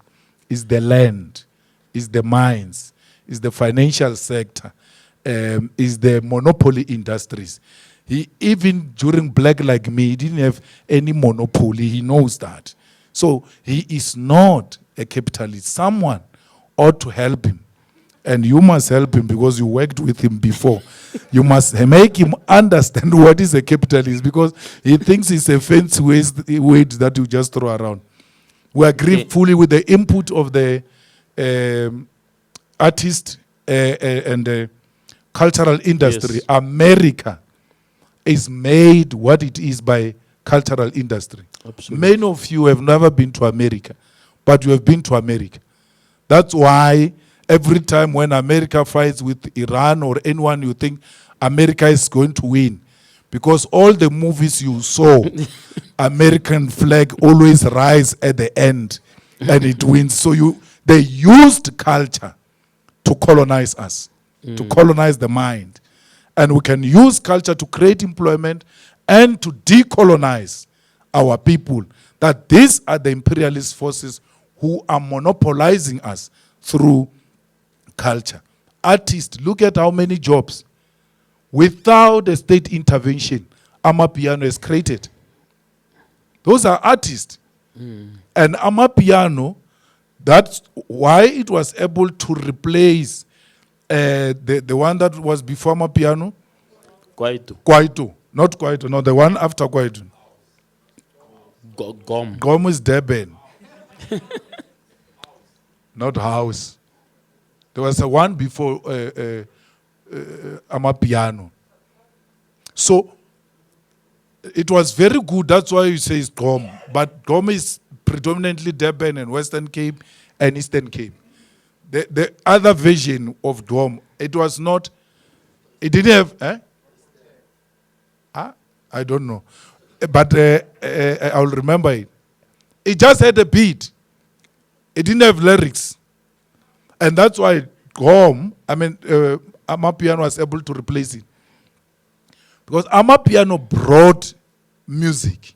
it brought lyrics, people who sing. That one, that's a go, go, go. And then there was a big guy there in KZN. Yeah, yeah, yeah, yeah. And when it finishes, you're like, what is this thing saying? But now, Amapiano came, Nkosazana's daughter sings, and the beat is also good. Mahu sings, the beat is good. So there's music. You feel connected to God. Listen to our prayers, hear our prayers. So with the rest, you couldn't hear that. But anyway, and that's what I said to the EFF in our planning session, in our plenary, where I said, we had all commissions, but we didn't have a commission on sports, arts and culture. And that's why we made a terrible mistake. Because we relegated to prisoners. Because we think it's insignificant. You can give it to a clown to run it. That's the most important department that you can use to decolonize society, to create jobs, but also to grow the South African economy. Round of applause, please, for my guest. Thank you for always agreeing to come and talk to us. All the best. We know that it's going to be a hectic few months towards the elections. We hope to talk to you closer to the elections again, but specifically on local government issues. All the best. Thank you very much, everybody, for joining us. I appreciate each and every one of you for this. We'll have a few of these podcast events throughout the year around the country, bringing other leaders to come and talk to them. But until we talk frankly again, may God bless you. Thank you, ladies and gentlemen. Please make use of our cocktail and flight finger foods at the pool area. And please get some refreshments. Don't just leave. It's on us. Thank you.